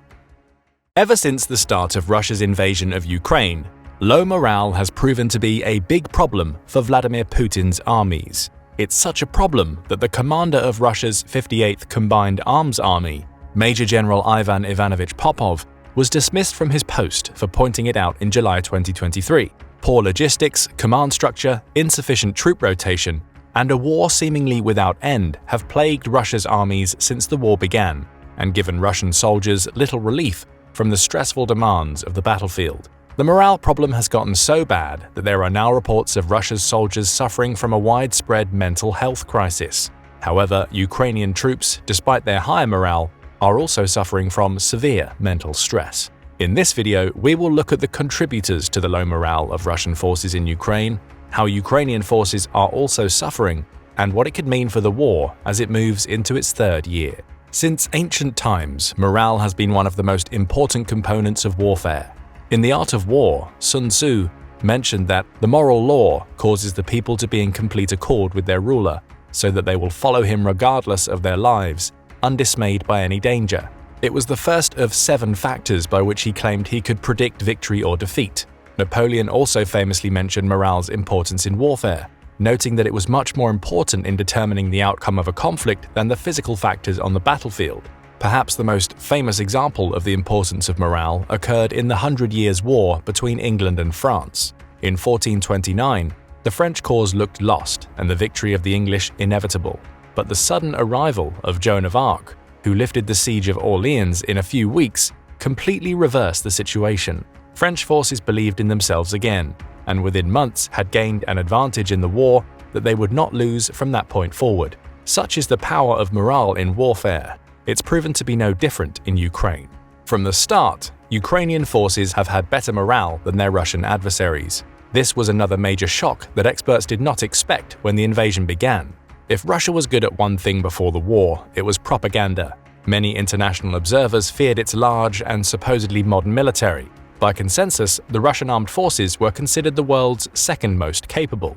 This supposed modernity extended much further than weapons or tactics, but in recruitment and quality of personnel.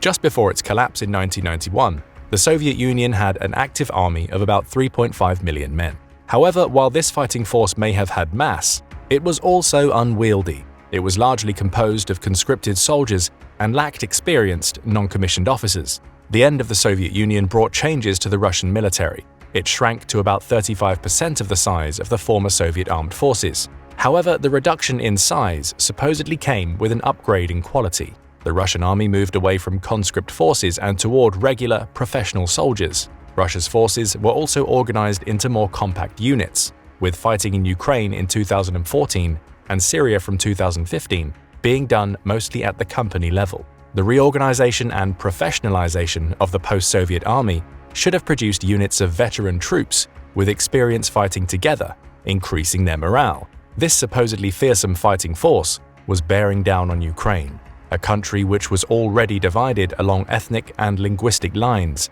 with many Russian-speaking people in its eastern oblasts. In some ways, it is understandable why Vladimir Putin bought into his own hype and believed his troops would be greeted as liberators by many people in Ukraine. Instead, almost the entirety of Ukraine, minus the long-standing separatist areas in Donetsk and Luhansk, united in the face of the Russian invasion. Ukrainian soldiers were fighting in the knowledge that they would be defending their homes, their families, and their fellow citizens. Meanwhile, Russia's troops, despite a higher level of company experience, lacked experienced soldiers operating at the division or corps level needed to conduct something like the invasion of Ukraine.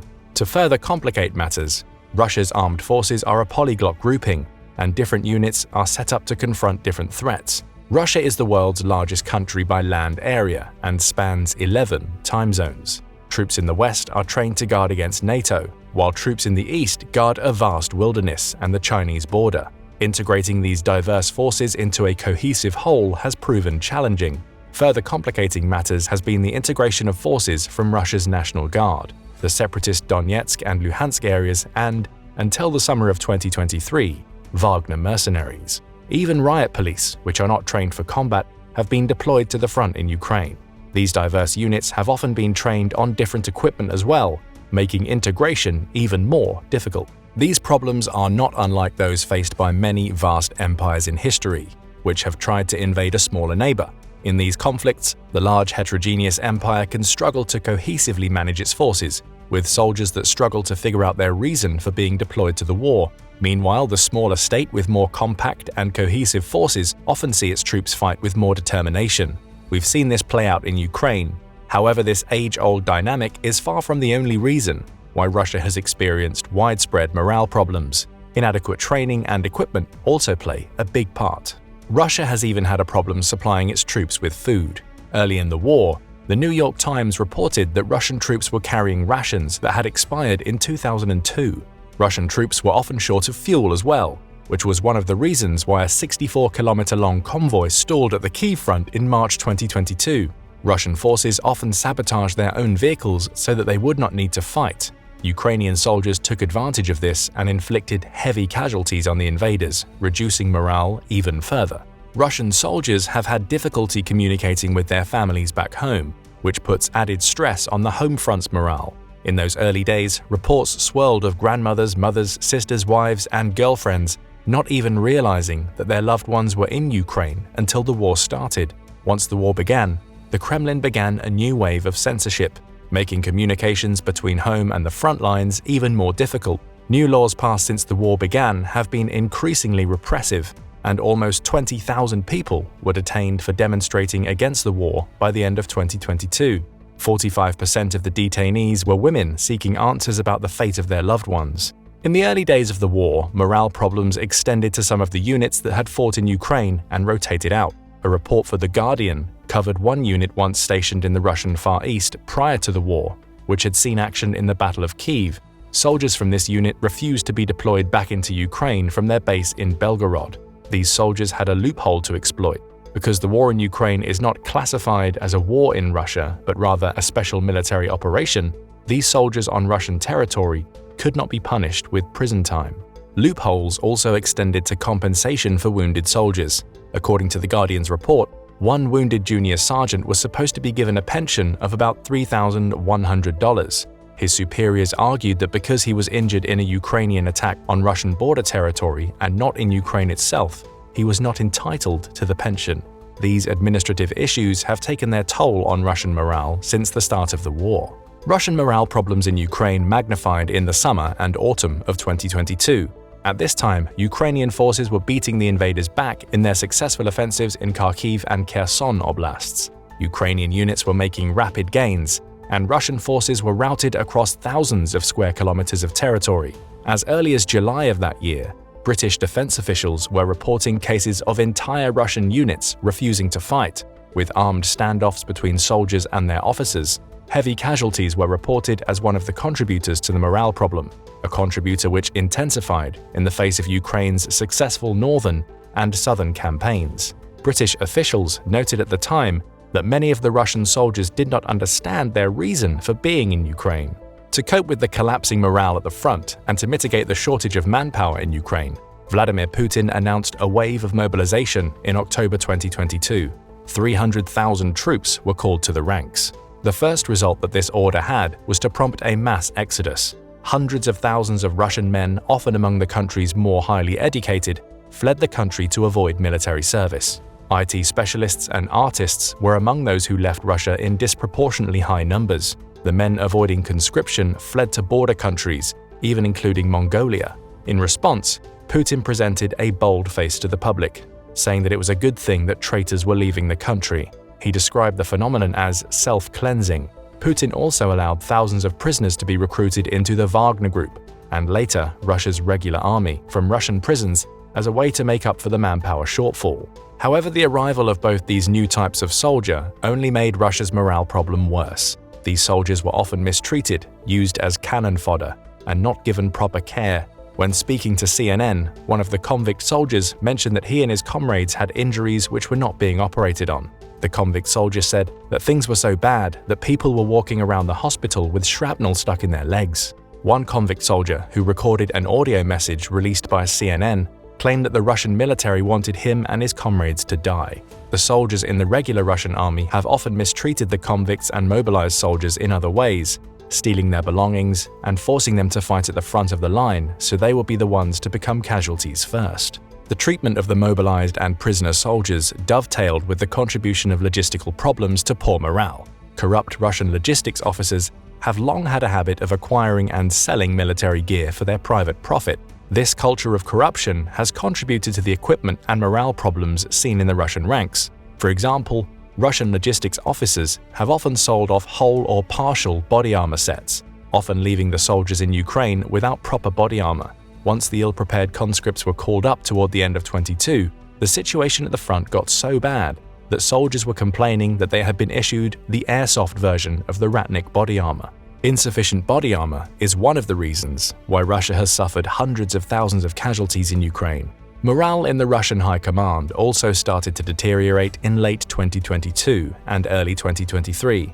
This was the time when Yevgeny Prigozhin, the leader of the Wagner Group, intensified his criticism of Sergei Shoigu, Russia's defense minister, and Valery Gerasimov, the chief of the general staff of the Russian armed forces. The criticisms eventually resulted in the Wagner Rebellion at the end of June 2023, which saw the mutinous mercenary group take the city of Rostov-on-Don and get to within 120 miles of Moscow. Prigozhin's complaints included accusations that his men were suffering from poor supplies and even attacks from Russia's regular army, because Shoigu and Gerasimov had it in for him. The Institute for the Study of War could not independently verify the more sensationalist claims, but Wagner did suffer a shortage of artillery shells during the long battle for Bakhmut, which was one of the reasons why it took such heavy casualties there. One of the biggest reasons for Russia's morale problems, one which affects all of its troops in Ukraine, is poor unit rotation. Russian troops have been posted at the front lines seemingly without end. In June 2023, a RAND Corporation report suggested that the mobilized soldiers from the autumn of 2022 had not been allowed to leave the military since they were drafted into it. To make matters worse, none would be allowed to leave service until the period of partial mobilization is ended by another decree from Putin. According to the RAND report, the only ways out of the Russian military for these mobilized soldiers, aside from death in combat, are reaching the mandatory retirement age, imprisonment, or medical discharge. The RAND report anticipated comments made in September from the Russian State Duma Defense Committee chairman, Andrei Kotapolov.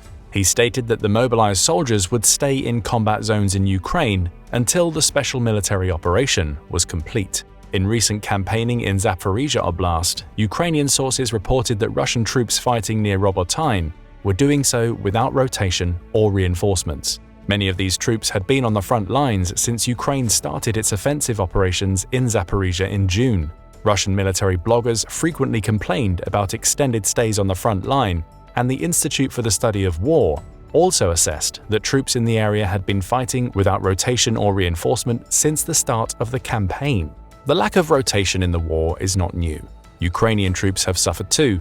In late 2022, reports of Ukraine's difficulties in rotating its units from the front began to circulate. Ukrainian troops have often been forced to stay in combat for weeks with no relief.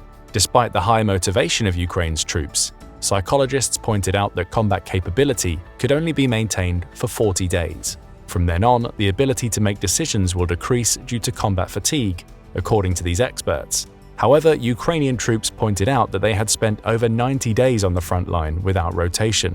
The BBC reported that Ukrainian troops in one unit, the 24th Mechanized Brigade in Donbass, had only 10 days leave during the entirety of 2022. The war has also done significant damage to the mental health of the entire country. According to a February 2023 report by the World Health Organization, nearly 10 million Ukrainians are suffering from mental health issues, such as depression or anxiety, and the government of Ukraine admitted that 60% of its soldiers were suffering from post-traumatic stress disorder. Nevertheless, Russia's forces have had it worse when it comes to unit rotation. The lack of unit rotation is one of the reasons that Russia has been unable to implement its military recommendations on the employment of equipment and application of formations.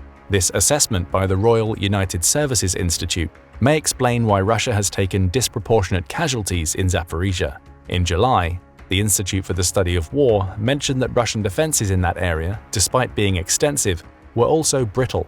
ISW concluded, partially as a result of General Popov's comments and dismissal, the Russian forces lacked the amount of reserve units required to keep their frontline units in proper rotation. The result was that all of the units manning the fortifications had inadequate rest.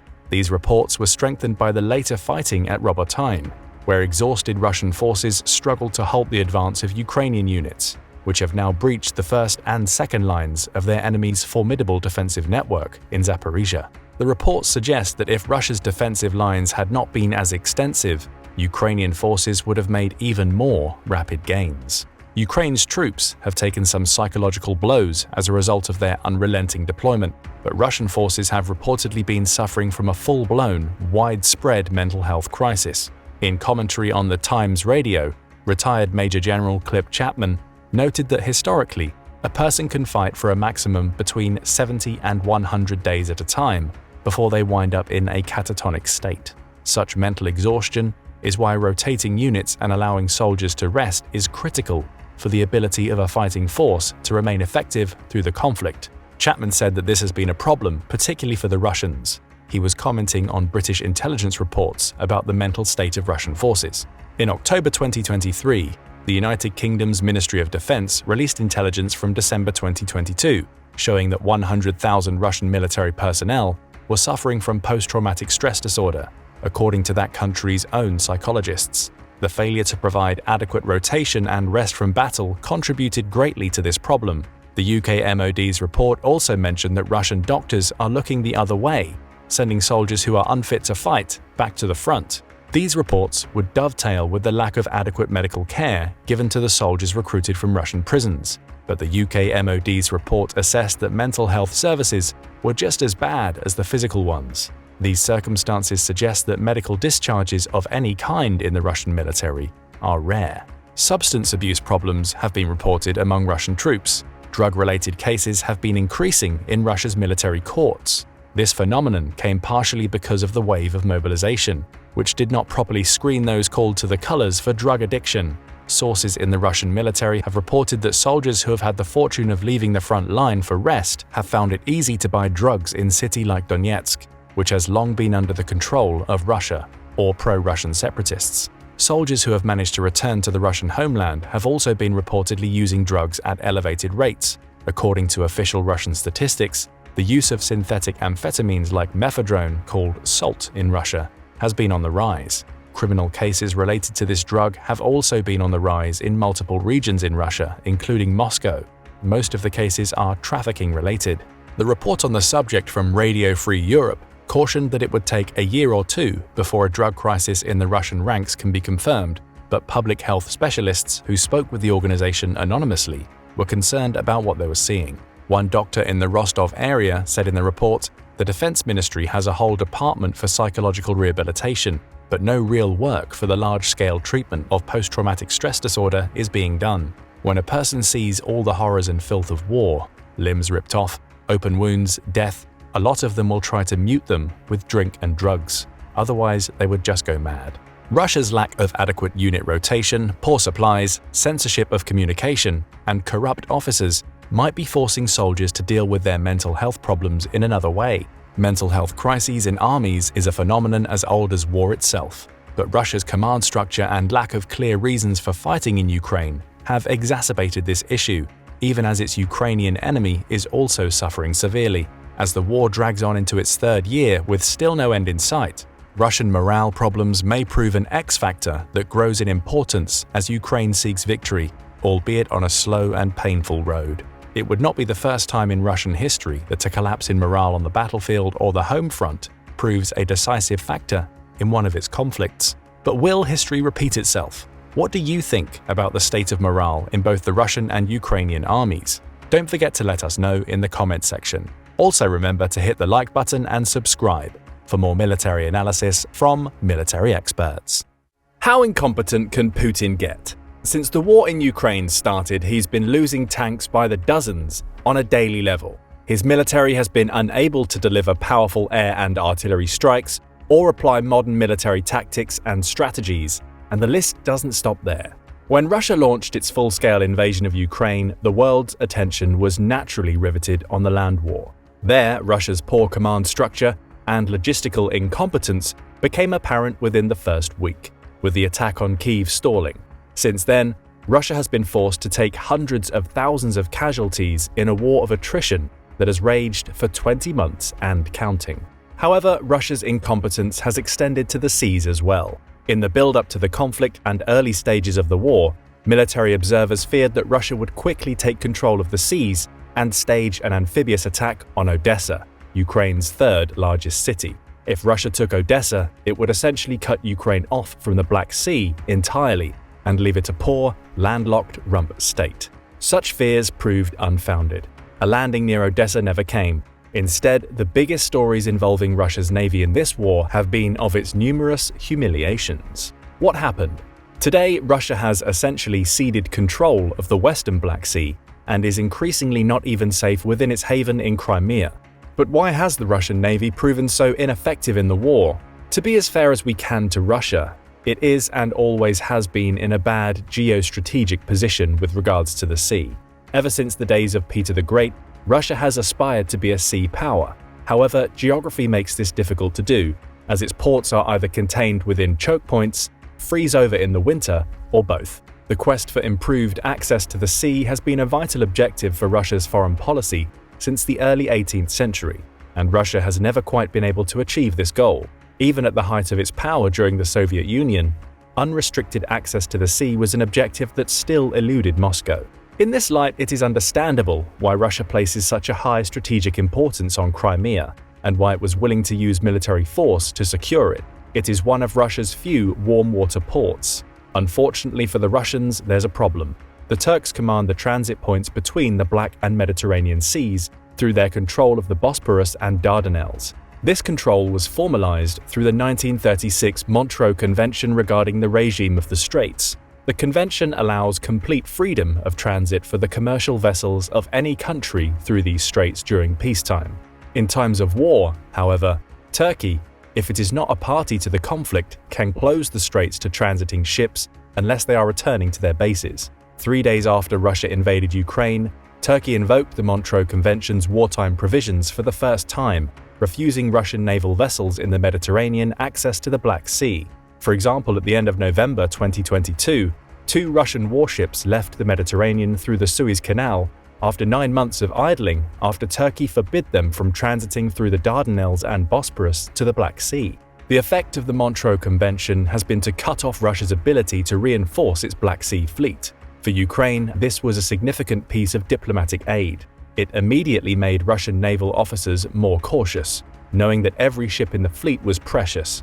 Even so, it seemed far-fetched that Ukraine would be able to significantly impede the operations of the Russian Black Sea fleet. That opinion quickly started to change, however. Ukraine proved its ability to strike at the Russian navy early in the war. 3 days after it invaded Ukraine, and on the same day the Turks invoked the Montreux Convention, Russia captured the strategically important port of Berdyansk. The Ukrainian military and Western observers were understandably concerned that the Russian ships that piled into Berdyansk could either land troops in the rear of Ukraine's southern lines or attack Odessa. Then, at about 7:45 a.m. on March 24th, exactly a month after the invasion, the landing craft Saratov mysteriously exploded and sank in port at Berdyansk. Ships of the Saratov's class, the Alligator-class tank landing ship, can land up to 425 soldiers or marines, with armored support of either 40 infantry fighting vehicles or 20 tanks. The loss of this vessel was thus a significant blow to Russia's ability to conduct amphibious operations. How did this happen? From the beginning of the conflict, NATO has provided Ukraine with excellent intelligence, and Ukraine's intelligence units got the word that the Saratov was loaded with munitions at the time of the attack. Ukraine used this intelligence and a Cold War-era Tochka-U Scarab short-range ballistic missile to carry out the deed. The Tochka-U has a range of about 120 kilometers. We do not know how many of these missiles Ukraine used in the attack, but what is known is that Russia's modern air defense systems should have easily been able to intercept these Soviet weapons. Russian media at the time reported that its forces had done just that, although the real story came in July, when the Saratov was raised from the depths of the sea. Russia's supposedly modern air defense network failed to act against a much older weapon system. Meanwhile, 2 other ships, the Seyza-Kunikov and Novocherkassk, were seen on video departing from the flaming Saratov. They also suffered damage in the attack and were forced to retreat to Crimea. 11 sailors on board the Saratov died in the incident. Ukraine's next assault on the Russian navy would become the most famous of the war. This was the sinking of the cruiser Moskva, the flagship of Russia's Black Sea Fleet, in April 2022.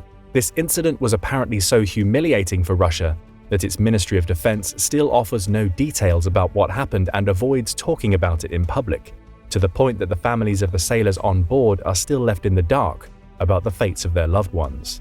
How exactly this incident unfolded is still unclear. After the successful attack, American sources reported that the Ukrainians had used liquid-fueled Neptune anti-ship cruise missiles, sending them to coordinates provided by US intelligence by way of a P-8 Poseidon maritime surveillance aircraft that flew out of Italy and looked around the Black Sea. Ukraine denied this report, however.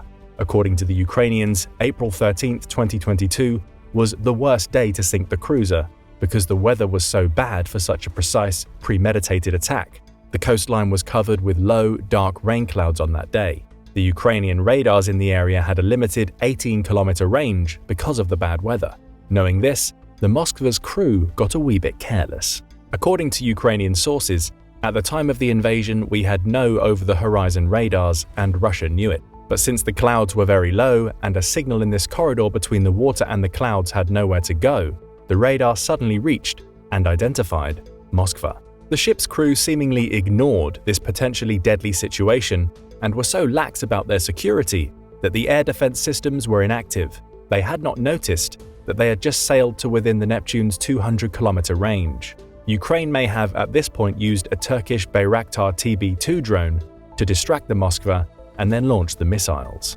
For a while after the attack, Ukrainian crews did not know what happened, but radar soon revealed that 4 Russian ships were rushing to the Moskva from different directions. Later, the Ukrainians realized that a tugboat had also been dispatched from Crimea, hoping to save the ailing ship. At this point, the weather cooperated again too.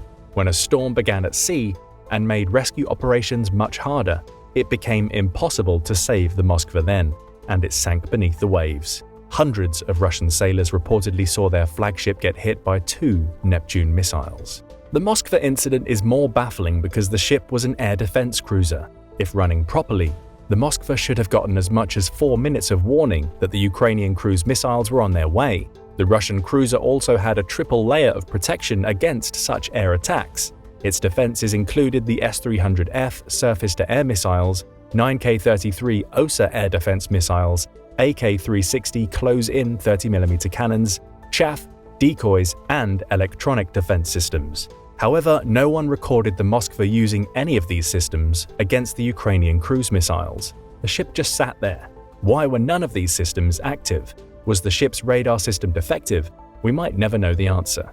Whatever the reason, the Moskva was the largest Russian vessel sunk since World War II, and the first loss of a Russian flagship since the Russo-Japanese War. Russia says that 18 crew members died. Other sources say it was as many as 600. Either way, the incident shocked the Kremlin.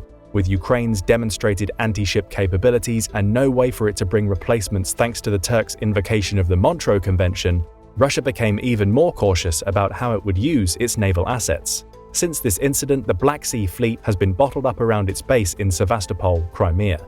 With this knowledge, Ukrainian troops confidently strode forward with their Kherson counteroffensive between August and November of 2022, safe in the knowledge that the Russian Navy would not be bothering them with missile attacks from the Black Sea, let alone amphibious operations behind their lines. Even with the Russian Navy's retreat to the relatively safe Crimea, Ukraine wasn't done showing off its prowess in sinking ships. Next up was the rescue tug Vasily Bek. While far less spectacular a target than the Moskva, these tugs are important to the maintenance of a naval fleet. This role is especially important in the Black Sea due to Russia's inability to reinforce its fleet. This ship was new too, being launched in 2016 and commissioned in 2017. On June 17, 2022, Ukrainian forces attacked the Vasily Bek when it was on its way to resupply Russian soldiers stationed on Snake Island, a place already made famous from the start of the war, when the garrison there used colorful language in response to Russia's demands for surrender. The Ukrainians hit the Vasily Bek with 2 Harpoon anti-ship cruise missiles. The ship stood no chance and went down, with about 10 Russian KIA in the incident and a $25 million Tor air defense system on board that was supposed to be placed on the island. On June 30th, Russia evacuated its garrison from Snake Island. Moscow claimed that this move was an act of goodwill in recognition of a humanitarian corridor that was part of its grain export deal with Ukraine.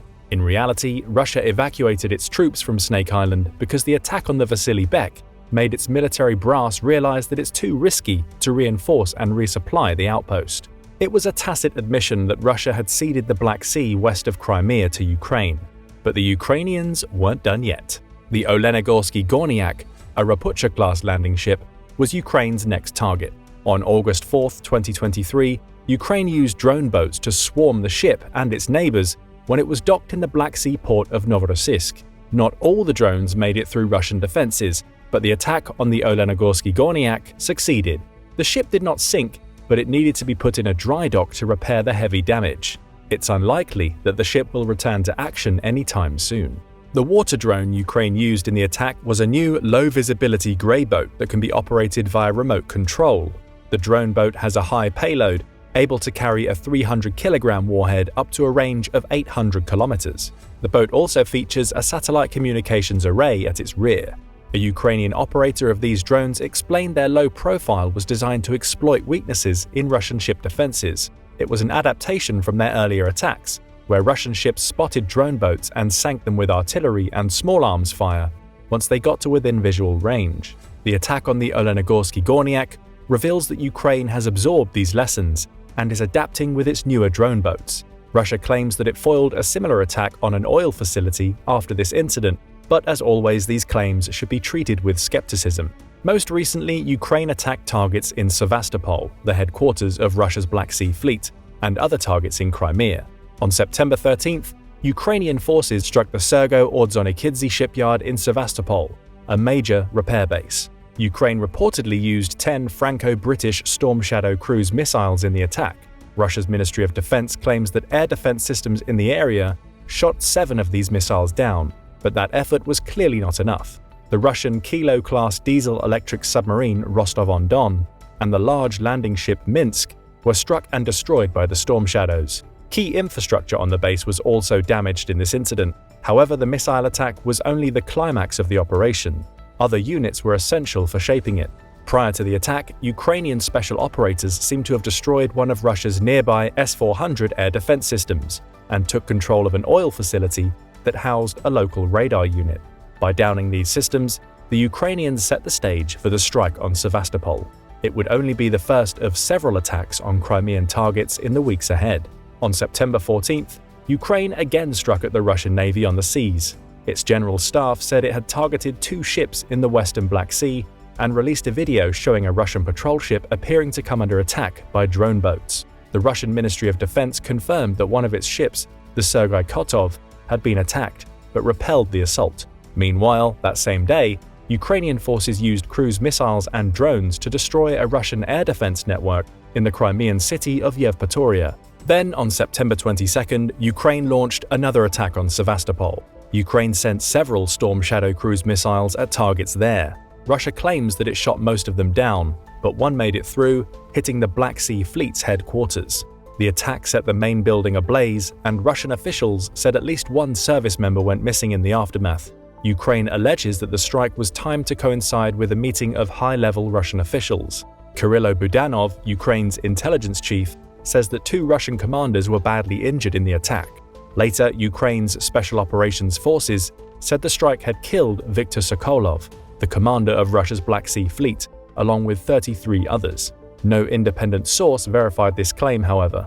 Sokolov reportedly attended a soccer awards ceremony to prove he was not dead on September 27th, although there are claims that this was a duplicate. As always, we should know more in time. What we do know is that the Institute for the Study of War confirmed an attack on the 744th Communications Center of the Command of the Black Sea Fleet in Crimea. And the problems are only piling on for Russia. In late September, the Biden administration seemingly finally gave Ukraine what it has wanted for so long. Although it was not officially announced, it's likely that Ukraine will be getting ATACMS missiles in the near future. These weapons can hit targets up to 300 kilometers away, 50 kilometers further than the Storm Shadow. And unlike the Storm Shadow, which requires a riskier launch from a fighter jet, ATACMS can be fired from Ukraine's HIMARS platforms on the ground.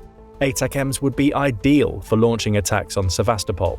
Meanwhile, if Ukraine gets ATACMS, it's also possible that Germany will agree to supply Ukrainians with Taurus air-launched cruise missiles that have even greater range than ATACMS. This weapon system would be ideal for targeting the Kerch Bridge connecting Crimea to the Russian mainland. A drone attack already damaged the Kerch Bridge a year ago. This scenario would be far more threatening. Ukraine has renewed its attacks on Crimea for a few reasons. First, Russia has allowed the grain export deal that Turkey and the UN brokered in July 2022 to expire. Russia's Black Sea Fleet has resumed its blockade of such exports, making it a more important target for Ukraine to destroy. Crimea is also the linchpin of Russia's logistics in Ukraine. Being able to resupply its troops from Crimea is vital to the Russian war effort. Ukrainian disruption of Russian Navy logistics from Crimea is one of the reasons why Moscow now considers it too dangerous to send ships to the west of the peninsula. An attack on Russia's ports in Crimea would disrupt the supply chain to all the branches of Russia's military, and it appears that the Black Sea Fleet is helpless in stopping such attacks. Crimea is also a highly political target, with Ukrainian President Zelensky saying that this war started in Crimea and will end in Crimea. The recapture of Crimea would be the greatest victory for the Ukrainian military, a highly symbolic measure of its triumph. The stakes are just as high or even higher for Putin. Prior to the invasion of Ukraine, he sold his occupation and annexation of Crimea to the Russian public as his crowning foreign policy achievement. If Russian occupation of Crimea becomes untenable through missile and drone attacks, and supplying the Russian forces in other parts of Ukraine from Crimea also becomes untenable, Putin's political position at home erodes, and the entire Russian war effort risks breaking down. The war has already put Russia through isolation, economic hardship, and hundreds of thousands of casualties. If Russia cannot gain anything from the hostilities and winds up losing Crimea too, or if it at least cannot use the peninsula for strategic purposes, it's difficult to see how Putin would be able to remain in power, which he plans to do until at least 2036. In this scenario, Russian elites may decide that the time is right for their country to finally get a new leader. There is a presidential election in Russia in 2024. Although elections in Russia are only formalities, the 2024 election could serve as a pretext to oust Putin from power if the war goes too poorly between now and then. It's understandable why Crimea and the Black Sea Fleet would become an increasingly high priority for Ukraine. All wars are first and foremost political. Even if things don't turn out that way, Ukraine's effective neutralization of the Russian Black Sea Fleet is an astounding military achievement. Early in the war, Ukraine forced the Black Sea Fleet to retreat to what it believed was the safety of Crimea. Now, through the actions of its intelligence units, special operators, and missile and air units, it's showing that not even Crimea is safe. If ATACMS and Taurus missiles soon arrive, that point will only be made clearer. What do you think will come next in the war at sea? Will Ukraine soon use ATACMS missiles to destroy Russian ships and docks in Sevastopol? Is the Kerch Bridge safe for Russia? Let us know what you think in the comments. Also, don't forget to hit the like button and subscribe for more military analysis from military experts. Imagine that it's the year 2030. NATO forces operating somewhere near the Baltic coastline have come across a truly frightening sight. The Russian forces on the opposite end of no man's land are outfitted in body armor, which makes them look like a unit of robocops. Their faces are covered with an intimidating helmet and visor that gives them an edge in the information domain. Their chests and all of their extremities are protected by overlapping bullet-resistant plates. To make matters worse, their armor also has an integrated exoskeleton that increases their strength, speed, and endurance. The protective power of their armor is also unparalleled. Even 50 caliber Browning machine gun rounds don't have enough stopping power to put these guys down. What's a NATO unit to do in the face of such fearsome enemies? Well, not much, because this scenario is likely to be as imaginary as anything that Hollywood can produce. Meet the Sotnik, Russia's next-generation body armor that worried defense officials and military experts when it was unveiled. If it works as advertised, there is reason indeed to be worried, but it probably won't. And there is a long history of Russian body armor failures to believe that it won't.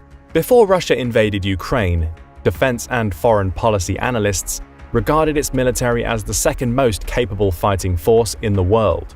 It had demonstrated its post-Soviet prowess with experience in Chechnya in the 1990s and 2000s, Georgia in 2008, and Ukraine in 2014. when it rapidly secured control of Crimea. It was also a fearsome military. Experts remembered the devastation the Russian Air Force and artillery units had brought to the Chechen city of Grozny during multiple battles in the 1990s. Aside from the Kremlin building a formidable artillery-based land force that would be resilient against air attacks, experts also touted Russia's new, technologically advanced weapon systems. These platforms included the new 5th-generation Su-57 fighter jet and the T-14 Armata main battle tank, which was supposedly more advanced than any other tank in foreign arsenals. However, when Russia launched the invasion, these theories quickly got tossed to the winds. The supposedly fearsome Russian war machine proved hard-pressed to supply itself over even short distances. The T-14 and Su-57 were almost nowhere to be seen, and Russian soldiers found themselves bogged down in a costly war of attrition, suffering from poor command doctrine and Western weapons like the Javelin and HIMARS, which proved so devastating to their supposedly latest and greatest gear. Even the venerable Patriot air defense system, which first came online in the 1980s, was able to knock one of Russia's ultra-modern Kinzhal hypersonic missiles, which Vladimir Putin had once touted as invincible, out of the sky. Now the Russian military is boasting about its next-generation body armor, the Sotnik. If it delivers as promised, it will protect its wearer better than any other body armor system in the world, but like most Russian boasting, there's a lot of hype about the Sotnik and not a whole lot of facts. Since 2016, Russian troops have worn the Ratnik II body armor system, accompanied by the 6B45 helmet. The Ratnik's vest has an effective area protection that is larger than most other body-comparable armor systems. Based on a material similar to Kevlar, the Ratnik covers 90% of a soldier's body, and its granite ceramic plates can withstand 10 sniper rifle shots from a distance of only 10 meters. It is a good system to protect against shrapnel and explosive fragments too. The Ratnik's overalls protect the entire body from these flying pieces of metal and other debris.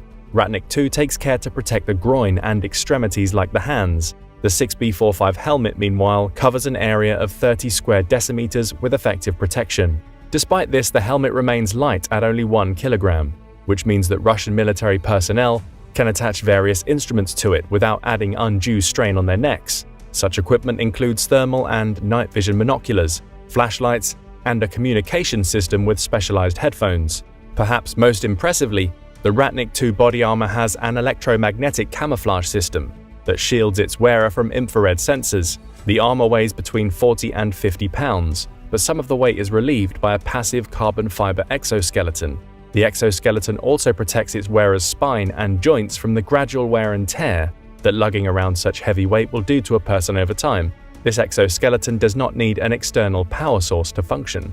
Ratnik is supposed to be getting an upgrade too. In 2020, Russia announced it would be developing its Ratnik III body armor system. This version would include an integrated exoskeleton, a helmet visor-mounted target designation system, stealth fabric, anti-mine boots, a vision system via electric goggles that would allow soldiers to link up with the camera views of small drones and see tactical orders or maps of the broader area, and an anti-thermal and anti-radar camouflage suit. The integrated exoskeleton for the Ratnik III was getting an upgrade as well.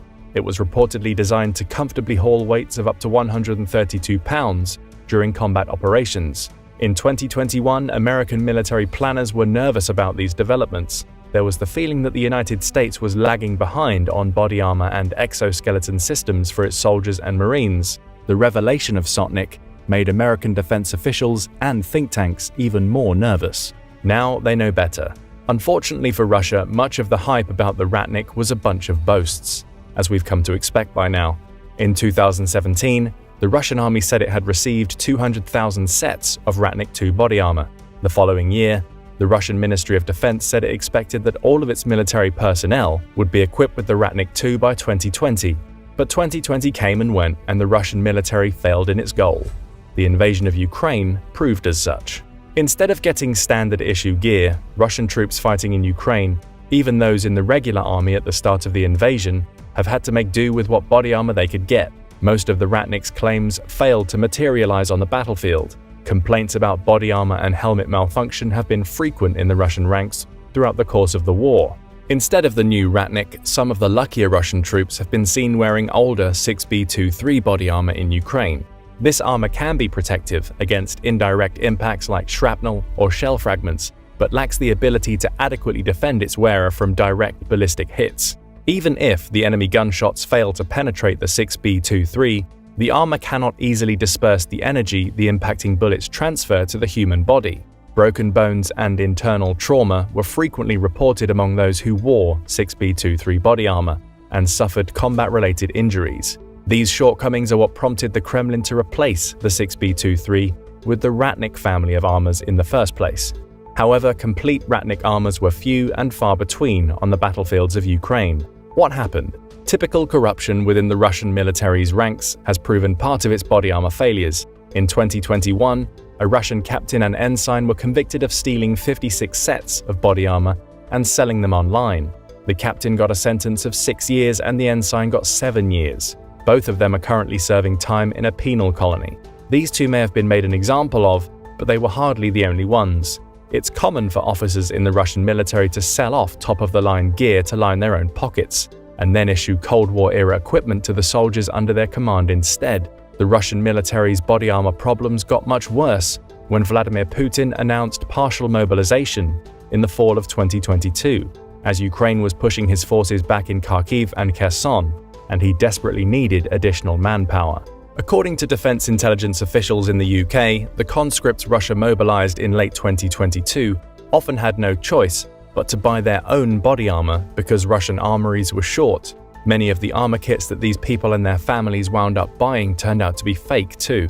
Those lucky enough to get their hands on real Ratnik armor often wound up becoming victims of theft, as poorly equipped Russian regular troops at the front simply stole it from them. The demand led to a boom in the price of any kind of body armor that even looked real on Russian e-commerce sites. Body armor, and we use that term loosely in this context, can now fetch up to $650 a piece online in Russia. This is a price that most of the soldiers in Ukraine and their families cannot afford, especially because a disproportionate amount of the people conscripted to fight in the autumn of 2022 came from Russia's poorer ethnic minority communities. Ukrainian soldiers who have captured body armor worn by Russian soldiers on the battlefield have often found such gear fitted with cheap steel plates instead of the high-tech ceramics, which are now designed to slow the bullet down to reduce its impacting force. The ceramic plates in high-quality body armor like the American Interceptor also fracture and deform the bullet itself as it impacts the vest. This fracturing and deforming in turn distributes the bullet's energy over a wider area to protect the wearer against blunt force trauma. While some armies use steel instead of ceramics in their body armor, this steel is extremely tensile and specially manufactured to stand up to small arms ballistics. The captured steel plates in Ukraine, though, have proven little match for small arms fire. Standard 9mm parabellum rounds were shown to puncture the steel plates on videos posted to social media by Ukrainian soldiers. Rifle rounds easily did the job. They are little more than steel sheets stolen from somewhere else and fitted into what was supposed to be body armor. Captured Russian body armor also seemed to be little more than a cloth covering to hold the faulty steel plates in place. This is in contrast to Western body armor, which is made from Kevlar and other fabrics engineered to be resistant to small arms fire and shrapnel or explosive fragments. The Russian armor, meanwhile, seemed like it would only be good against fragments or shrapnel in the area that the plates directly covered. Indeed, Ukrainian troops have been seen on video bending the steel plates in captured Russian body armor with their hands, feet, and over their knees. They laugh contemptuously as they do so. This equipment is probably not official Ratnik armor, but rather knockoffs sold on Russian e-commerce sites. However, one Russian conscript even complained on video that he was given a vest that would only be effective against an airsoft gun. It turns out that the Russian logistics brass opted to buy the toy replicas of Ratnik armor for their mobilized soldiers and pocketed the rest of the money allocated to them. Even if Russian soldiers or conscripts are lucky enough to get their hands on legitimate Ratnik armor, it is often not a complete kit. Corruption is so widespread in the Russian military that the ceramic plates inside the Ratnik vests are often missing, either to cut costs or because they are valuable commodities to sell off in their own right. Corrupt Russian logistics officers instead sold off the ceramics and replaced them with the cheap, non-ballistic steel plates that Ukrainian soldiers made fun of in the videos. The lack of effective body armor in Ukraine has proven devastating for the Russian war effort. At the end of August 2023, the Pentagon released estimates which painted a grim picture for the Russians. According to the US military, total Russian casualties over the 18-month war were approaching the 300,000 mark. This total included about 120,000 dead and 170 to 180,000 combat-related injuries. Ukraine, meanwhile, was suffering too, with 70,000 KIA and between 100 and 120,000 wounded. However, the Russians outnumber the Ukrainians by nearly 3 to 1 on the battlefields of Ukraine. There are many reasons for this disparity in casualties despite Russia's manpower advantage, but the lack of proper body armor is a big one. The Russian body armor industry is in such a poor state that the military is now turning to Chinese equipment to make up for its shortcomings. China has been reluctant to provide military aid to Russia for fear of Western sanctions, but some Chinese firms have been supplying their beleaguered strategic partner with weapons and equipment through backdoor means. Such aid includes body armor. 12 tons worth of Chinese body armor were routed to Russia through Turkey in late 2022. The body armor came from companies such as Xinjiang Guangzhou Import and Export Company. Chinese companies have also sent component parts to Russian body armor manufacturers like Class, although it's not currently understood how widespread the Class vests have been used in Ukraine. Ukrainian soldiers have captured Class vests on the battlefield too, although it's also unclear if these contain Chinese component parts. Ukrainian troops have been known to sell these captured materials online. Chinese body armor has been tested by American defense officials. This type of body armor uses aramid fibers, which are the same kind of fibers found in the familiar Kevlar vests used in the United States and other Western militaries. In the tests, the Chinese body armor's ceramic plates succeeded in stopping standard small arms fire, such as the 7.62mm round, from penetrating. However, the plates showed significant deformation. The deformation indicates that soldiers wearing this armor would suffer from blunt force trauma if struck by enemy fire, because the energy would not be dispersed over a wide enough area. If Russian troops are looking to this equipment to save them, they will probably wind up being disappointed. So as with many other aspects of its military, Russian body armor looks great on parade grounds and in the Kremlin's information networks. On the battlefield, not so much, and the results in Ukraine show it. For Russia, anything that can go wrong does seem to go wrong, thanks to institutional incompetence on every conceivable level. Now Russia has plans for its next-generation body armor, the Sotnik system, which the Kremlin says will come online in 2025, replacing the Ratnik family of armors. The armor was unveiled in early 2021, about a year before the invasion of Ukraine. The armor, developed by Russia's state Rostec Corporation, would be the most advanced and protective body armor in the world, if it works as advertised. But what have we come to learn about Russia's military's claims by now? According to Rostec, the Sotnik armor would be capable of protecting its wearer against small arms fire and even a direct hit from the 50 caliber Browning machine gun round, which can pierce lightly armored vehicles at a range of 2 kilometers. To protect against the shock of incoming rounds like the .50 BMG, which can transfer more than enough energy to kill, even if the bullet does not penetrate the body, the Sotnik armor will be made from ultra-high molecular weight polythene fibers. These fibers will be designed to not restrict a soldier's movement, even with the added protection. This principle works in theory because polythene is a plastic and plastic is light. But this raises a question: how can a plastic protect you against gunfire, let alone a 50 caliber round? As you would expect, plastics melt at high enough temperatures, including the heat a bullet makes as it transfers its energy to a target. The melting fibers adhere to the bullet and slow it down, allowing the other parts of the armor to stop it from penetrating and transfer its energy over a broader area. Because of its heavy use of plastics, the total weight of a set of Sotnik armor will supposedly be reduced by 20 pounds from the Ratnik family of armors. All in all, a set of Sotnik body armor will weigh around 44 pounds, according to Rostec. And as if all the cutting-edge technology wasn't enough, Rostec says it will develop an active titanium exoskeleton to integrate with the armor in the future. Rostec is researching power sources for how this feature would work. As early as 2021, however, there were some military and engineering experts who were skeptical about Russian claims. Since ancient times, armor has always been a compromise between protection and mobility. Too much protection leaves a wearer immobile. It's why some units from then to now chose not to wear any body armor at all. For them, mobility was their best protection. Other units preferred to fight with heavier armor because they did not expect to need a lot of mobility. The latest question in this age-old compromise is, can polythene armor capable of stopping a 50 caliber machine gun round be made lightweight enough for a soldier to actually be able to wear it and not be immobile? According to a 2021 analysis in Popular Mechanics, the answer was not promising. For comparison, a standard 7.62mm bullet transfers 1,878 pounds of force on its target. A 50 caliber Browning machine gun round is over 4 times that, at 11,070. To put that into perspective, this weight would be the same as if a 5-ton truck were sitting on your chest. American military gear can stop standard rifle rounds like 7.62mm, with a total weight on the soldier at 22.6 pounds. This is a good compromise between protection and mobility. Stopping a 50 caliber round is a whole different story, however. That would take 1.25 inches of AR-500 grade steel plate, but this type of steel is far too heavy to comfortably wear. It would make a modern soldier the equivalent of a caricatured version of a medieval knight wearing armor that was too heavy to move around in. The amount of polythene plastic that would be needed to stop a 50 caliber round, even accounting for greater efficiency, would almost certainly be impossible to wear on the battlefield and remain mobile.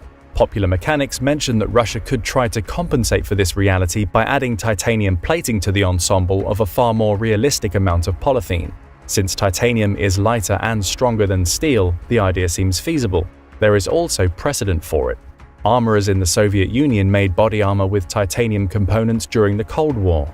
However, even with this modification, stopping a 50 caliber round and leaving a soldier mobile enough to move around would be very difficult. The verdict about the idea of body armor reliably stopping 50 caliber rounds? Feasible, but don't put your money on it. It's also worth mentioning that 50 caliber machine gun rounds can easily punch holes in cinder block walls. Even if the body armor does stop penetration, dispersing over 11,000 pounds of force safely around the human body would be difficult.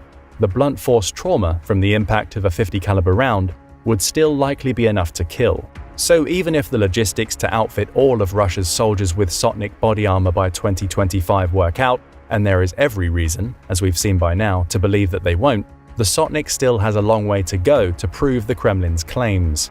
If we have not learned to doubt those by now, we have not learned anything from the 18-month war in Ukraine. But what do you think about Russia's next-generation Sotnik body armor? Does it even have a chance of living up to the claims the Kremlin makes of it? Let us know in the comments. Also, don't forget to hit the like button and subscribe for more military analysis from military experts. Poor training is killing Russian pilots, and it's not looking good for Putin's ambitions in Ukraine. Despite having over 700 aircraft, including as many as 400 modern multi-role fighter jets and fighter bomber planes to its name, the Russian Aerospace Forces, or VKS, has experienced dramatic losses over the Ukrainian skies. Estimates vary, though some suggest that the VKS has lost around 130 planes and the pilots flying them since the beginning of the war. Why have these losses been so severe? Though equipment issues have certainly played a role, the far bigger issue for Russia right now is the apparent lack of training many of its pilots received prior to taking to the skies during the conflict. And that inferior training, which is already leading to many more than Russia anticipated, not only suggests we'll see more of the country's pilots lose their lives in the current conflict, but may lead to the complete breakdown of the VKS as a powerful force in the future. This is not what Putin expected. When the conflict between Russia and Ukraine began, many assumed that Russia would have the advantage on almost all fronts. A historically great, if somewhat slow-moving, military nation, the country was believed to have a stockpile of weaponry that would allow it to overwhelm Ukrainian forces that would likely have to rely on guerrilla tactics while fighting on home soil. And as mentioned, the country has a huge stockpile of aircraft ready to fly. Along with the 400 modern fighters discussed earlier, it was believed the VKS has over 300 legacy planes that have been converted to handle modern combat capabilities, MiG-31BM and MiG-29 SMTs among them, to create an impressive air force that would wreak havoc on Ukrainian defenses. In fact, the prevailing opinion was that Russia's VKS was so well trained that its pilots could effectively use this blend between modern and repurposed planes as part of COMAOs, composite air operations that could involve up to 100 aircraft. Many believe, despite some of the country's aircraft starting to show their age, the modern fighter jets it has which include the Su-34 and Su-35, would make up for any airborne deficiencies that could occur. That hasn't happened.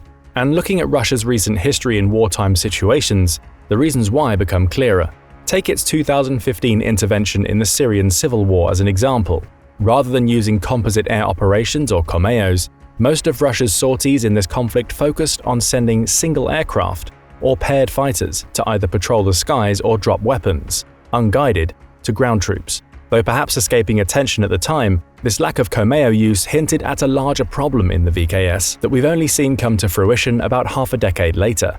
The VKS may not have flown COMAOs because their pilots were simply incapable of the job. The question is simple: why? Why did the VKS actively avoid employing COMAO tactics in Syria, despite COMAOs being much more effective than single and paired pilot runs?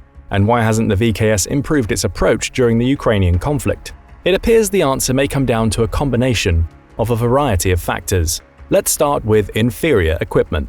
There's an old saying that a good worker never blames their tools for failing to get the job done. However, that saying doesn't apply in the world of air combat, where even the slightest issue with equipment can make the difference between life and death. In Russia's case, the tools they're providing to their pilots don't appear to be fit for purpose when it comes to succeeding in an extended conflict, such as the one the war in Ukraine has become.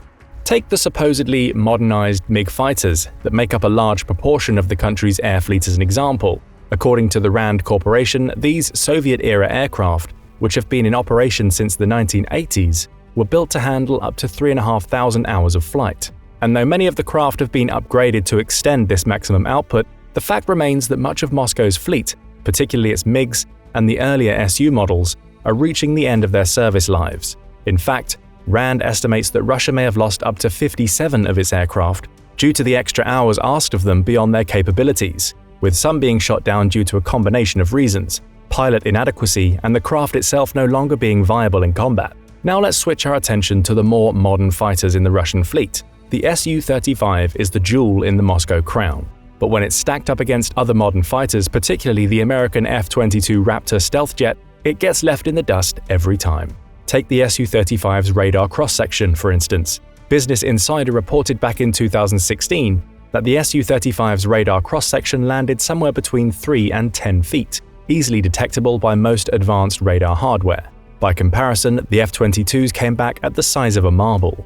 Having a more detectable plane creates a challenge for even the most skilled of pilots, but for the poorly trained flyers in the VKS, it's practically a death sentence. There are other issues. For instance, the Su-35 is also one of the few modern fighter jets not to have an active electronically scanned array (AESA) radar, instead using the older passive electronically scanned array (PACER) radars. Those PACER radars are more prone to jamming and malfunctions and aren't as capable as AESAs of detecting smaller targets, especially those on the ground. And so, we see the modern Russian pilot's first problem: they're flying and being trained on outdated military hardware that isn't fit for purpose when stacked against modern options. But this brings us to an interesting point. Ukraine hardly has the most advanced fleet either, with much of its meager air force using similar updated Soviet-era machines as the Russians, and yet far more Russian pilots are getting shot down or crashing compared to Ukrainian pilots. There must be more going on behind the scenes, and if you look a little closer, it becomes a lot easier to see the evidence of poor training that may be at the heart of Russia's recent flight failures. In 2022, Harry Bonham, an aerospace analyst at the analytics company Global Data, offered some insight into what the VKS's pilot training methodology looks like. He said that training outlines provided by the VKS indicated that a graduating pilot from the Russian Air Force's academy had to complete over 100 hours of flight time as recently as 2017. with that number only increasing to over 120 hours in recent years. By comparison, he points out that the average Western pilot will notch between 180 and 240 flight hours under their belt before they head out into the field, up to double the flight time amassed by a supposedly qualified Russian equivalent. Perhaps we see a link between Russian training methods and the deteriorating state of its air fleet here. Remember that Rand points out a large portion of the VKS's fleet is outdated to the point where some of its planes are hitting the end of their lives as the conflict goes on, reducing Russian air strength in the process. Could the lack of training hours Russian pilots undergo, at least in comparison to their Western equivalents, be blamed on the VKS essentially rationing out the flight hours the older equipment in its fleet still has available? That's speculative, but it would at least partially explain why Russian pilots are handicapped by having fewer flight hours than pilots from other nations. But what's more important is the effect that this lack of flight hours has on pilots during active operations. Bonham points out that Russian authorities are likely aware of the issues this inexperience causes, which has undermined their confidence in their ability to pull off joint operations, particularly with the SAM units their troops have on the ground. We also see a lack of confidence in Russia's failure to leverage Komeo tactics, as discussed earlier, and that, combined with logistical issues, appears to hamper Russia's ability to not only secure Ukrainian airspace, but to do so without suffering casualties. Inexperience may also come into play when it comes to Russia's scarce use of precision-guided munitions, PGMs. It's known that the VKS has access to PGMs, which can be guided to their targets using a combination of lasers and the Russian equivalent of GPS, GLONASS, and yet we've seen fairly few of these types of munitions utilized in the Ukraine conflict. We can speculate in several directions when it comes to why, with one of the more popular opinions being that Russia has failed to stockpile enough PGMs for an extended conflict, hence their need to ration the munitions. But what seems equally likely is that many of the country's pilots simply don't know how to deploy PGMs effectively. Again, the lack of training hours comes into play here, taking away a form of attack that would aid in pilot safety. How? Rather than using PGMs, the VKS has generally used dumb bombs to attack Ukrainian targets. These unguided munitions can only hit targets once the pilot achieves visual confirmation of the target's existence, which forces the pilot to fly low and steady, making them a sitting duck for anti-air attacks. And that mention of flying low brings us to another issue with Russian pilot training.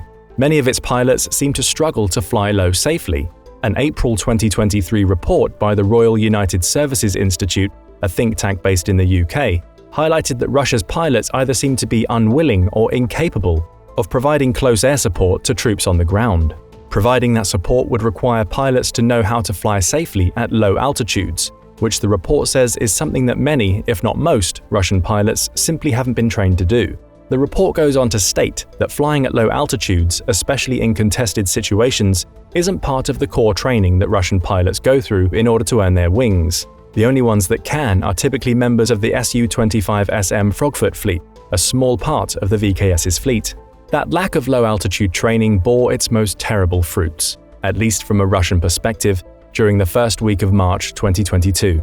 The country lost 10 of its jets, alongside several helicopters in that week, all shot down by Ukrainian forces, and most flying below 3,000 feet in daylight conditions. Those crafts became instantly vulnerable to Ukrainian manpads, shoulder-fired missiles deployed by ground-based troops, and it's not speculative to say that the VKS quickly decided that having its pilots flying low to the ground, especially in daylight hours, simply wasn't an option anymore. After that first week of March 2022, the VKS quickly switched from using fixed-wing and rotary craft on the front lines to bombarding Ukrainian troops with unguided rockets and minimal PGM attacks. Speaking of Russian aircraft shot down during the early stages of the war, another issue was discovered that perfectly demonstrates how the combination of poor training and inadequate equipment leads to the deaths of so many VKS pilots. In a speech at the National Army Museum in May 2022, the then Defense Secretary of the United Kingdom, Ben Wallace, noted that several downed VKS jets had been found with insecure navigational equipment. As Wallace, a graduate of Sandhurst's Royal Military Academy, put it, the equipment essentially seemed to be GPS receivers that were taped to the dashboards of the jets. These findings raise more questions. Does the VKS have so little faith in the Russian GLONASS system that it's willing to place its pilots at risk by supplying them with insecure and unencrypted GPS receivers that make them easier to detect? Or has the lack of training these pilots have received led them to independently trying to use these GPS systems because they're unaware of the risks that come with navigating using unsecured equipment? Either possibility is disturbing, but both could have played a hand in why Russia lost so many of its pilots during the early stages of the Ukraine conflict. Even so, Russia is a large country with a population of nearly 145 million people.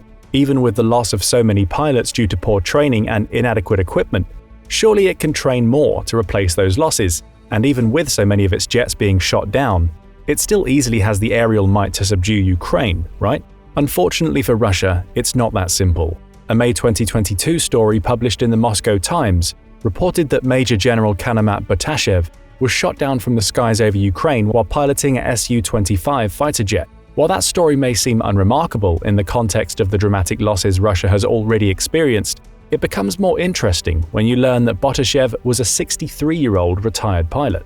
What's more, he'd essentially been forced into retirement from active duty in 2012 after he'd crashed a Su-27 while demonstrating acrobatic maneuvers, which raises an obvious question. What was a retired and high-ranking member of the Russian military doing flying on the front lines of the conflict? The answer likely comes back to the lack of training the country's other pilots have. Perhaps the VKS wasn't confident in the skills of its younger flyers, forcing them into bringing older pilots who are perhaps not up to speed on modern flying into the fold.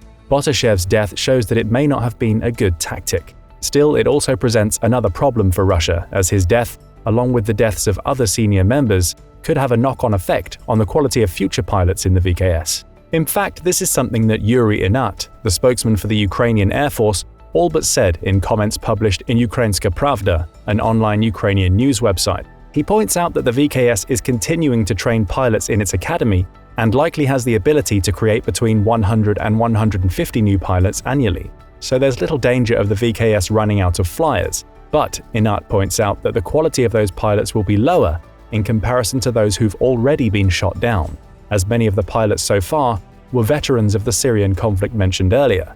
So the future clearly presents a problem for the VKS on two fronts. First, it appears to rely on sheer numbers to overwhelm Ukrainian defenses. This has already been demonstrated not to work, and will only become a less viable tactic as more inexperienced pilots enter the conflict.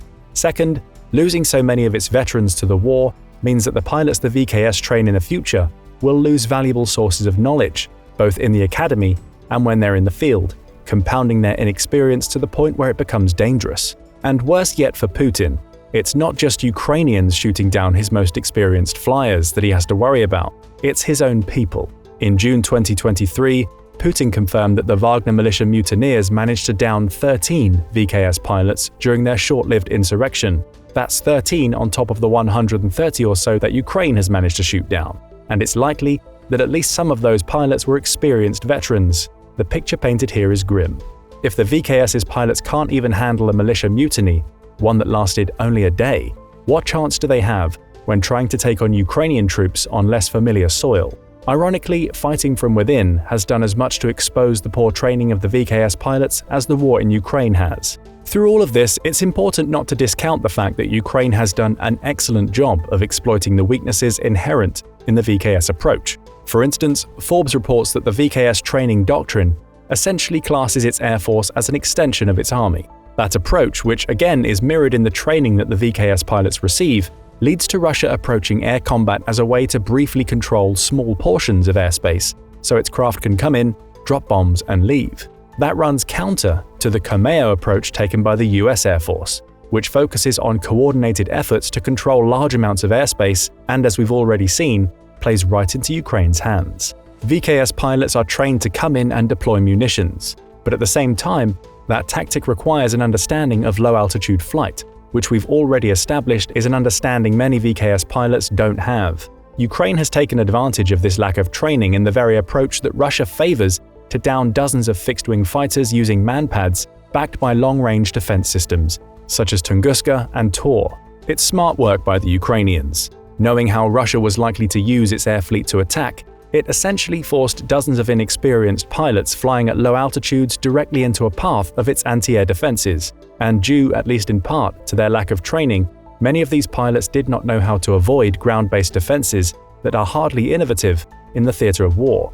When you combine this knowledge of VKS tactics with the consistent stream of information and equipment Ukraine is receiving from its Western allies, the situation continues to look dire for a Russian air force that is already depleted and likely only to be restocked with more poorly trained pilots. Finally, consider this. In August 2023, the United States approved the delivery of F-16 fighter jets to Ukraine. While far from the newest jets the US has to offer, F-16s have poorer radar and less capable missiles than Russia's Su-35, it's entirely possible that better training delivered to Ukraine's pilots could lead them to understanding their crafts better than Russian pilots understand the ones they're flying. So it may not be long before we see reports of Ukrainian pilots actively downing Russian ones in dogfights, assuming Russia is brave enough to send its pilots to fight Ukraine's directly, given the losses the VKS has experienced so far. But what do you think? How large a role has the poor training offered to Russia's pilots played in the losses the VKS has suffered during the conflict? Is Russia even capable of creating a new crop of pilots that won't fall victim to the combination of outdated equipment, ineffective training, and superior Ukrainian tactics in the future? Tell us your opinions in the comment section below.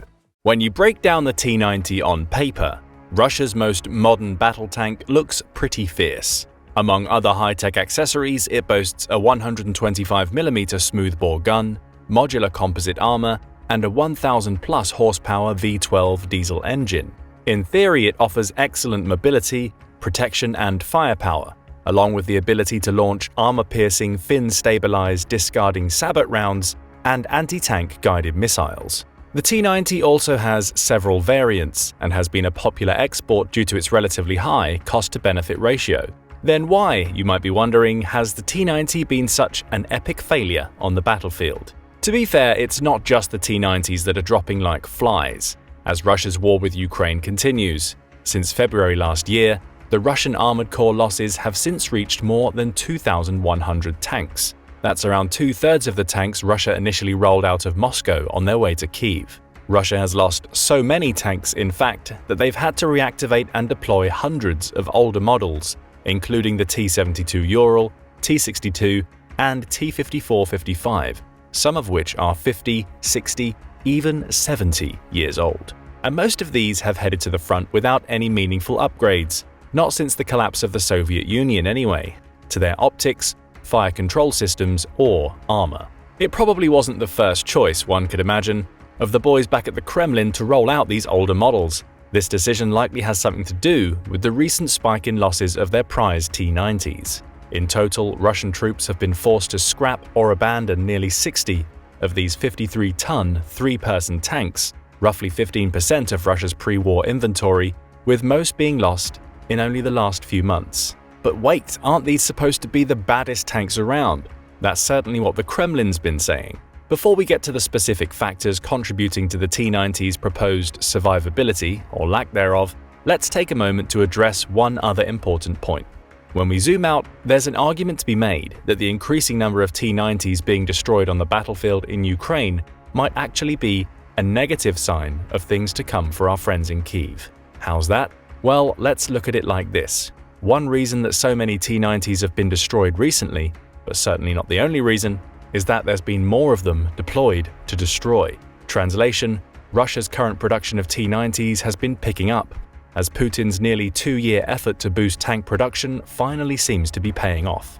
Apparently, Russia has been able to work around some of its increasingly tighter foreign sanctions, including those on critical high-end electronics that it was once importing from France. As mentioned before, the number of destroyed or captured T-90s accounts for roughly a quarter of Russia's pre-war inventory. This overall number, however, does not include the hundreds that have been produced by the Ural-Vagonzavod plant in Sverdlovsk Oblast since the start of 2022. Russia's increased productivity could become a serious problem for Ukraine, considering its main tank plant, the Malyshev factory in Kharkiv, currently lacks the capacity to produce new tanks from scratch and is limited to performing upgrades and repairs. This leaves Ukraine's armored forces mostly reliant on foreign donations if they intend to deploy a fleet of modern Western-style tanks, which they have, including German Leopard 2s, British Challenger 2s, and the American M1 Abrams. But are foreign donations going to be able to match Russian tank production?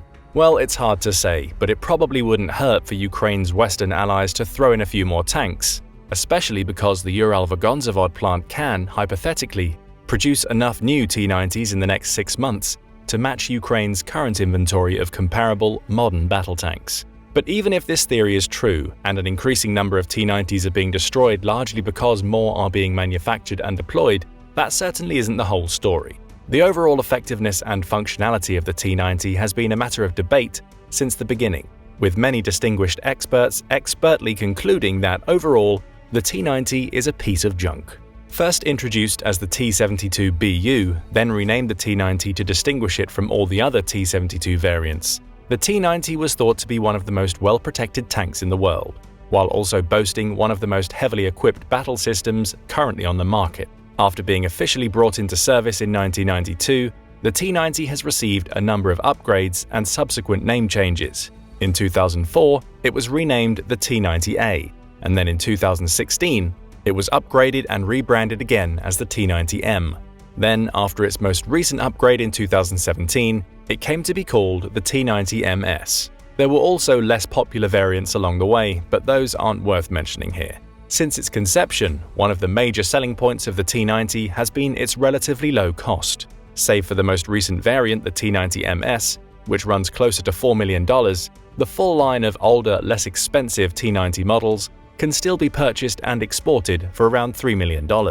Even though it continues to be produced primarily for use by the Russian Army's armored division, the Kremlin has sold and exported thousands of T-90s, mostly T-90S variants, to countries such as Algeria, Armenia, and Iraq. In fact, India alone is now in possession of more than 2,000 Russian-built T-90Ss.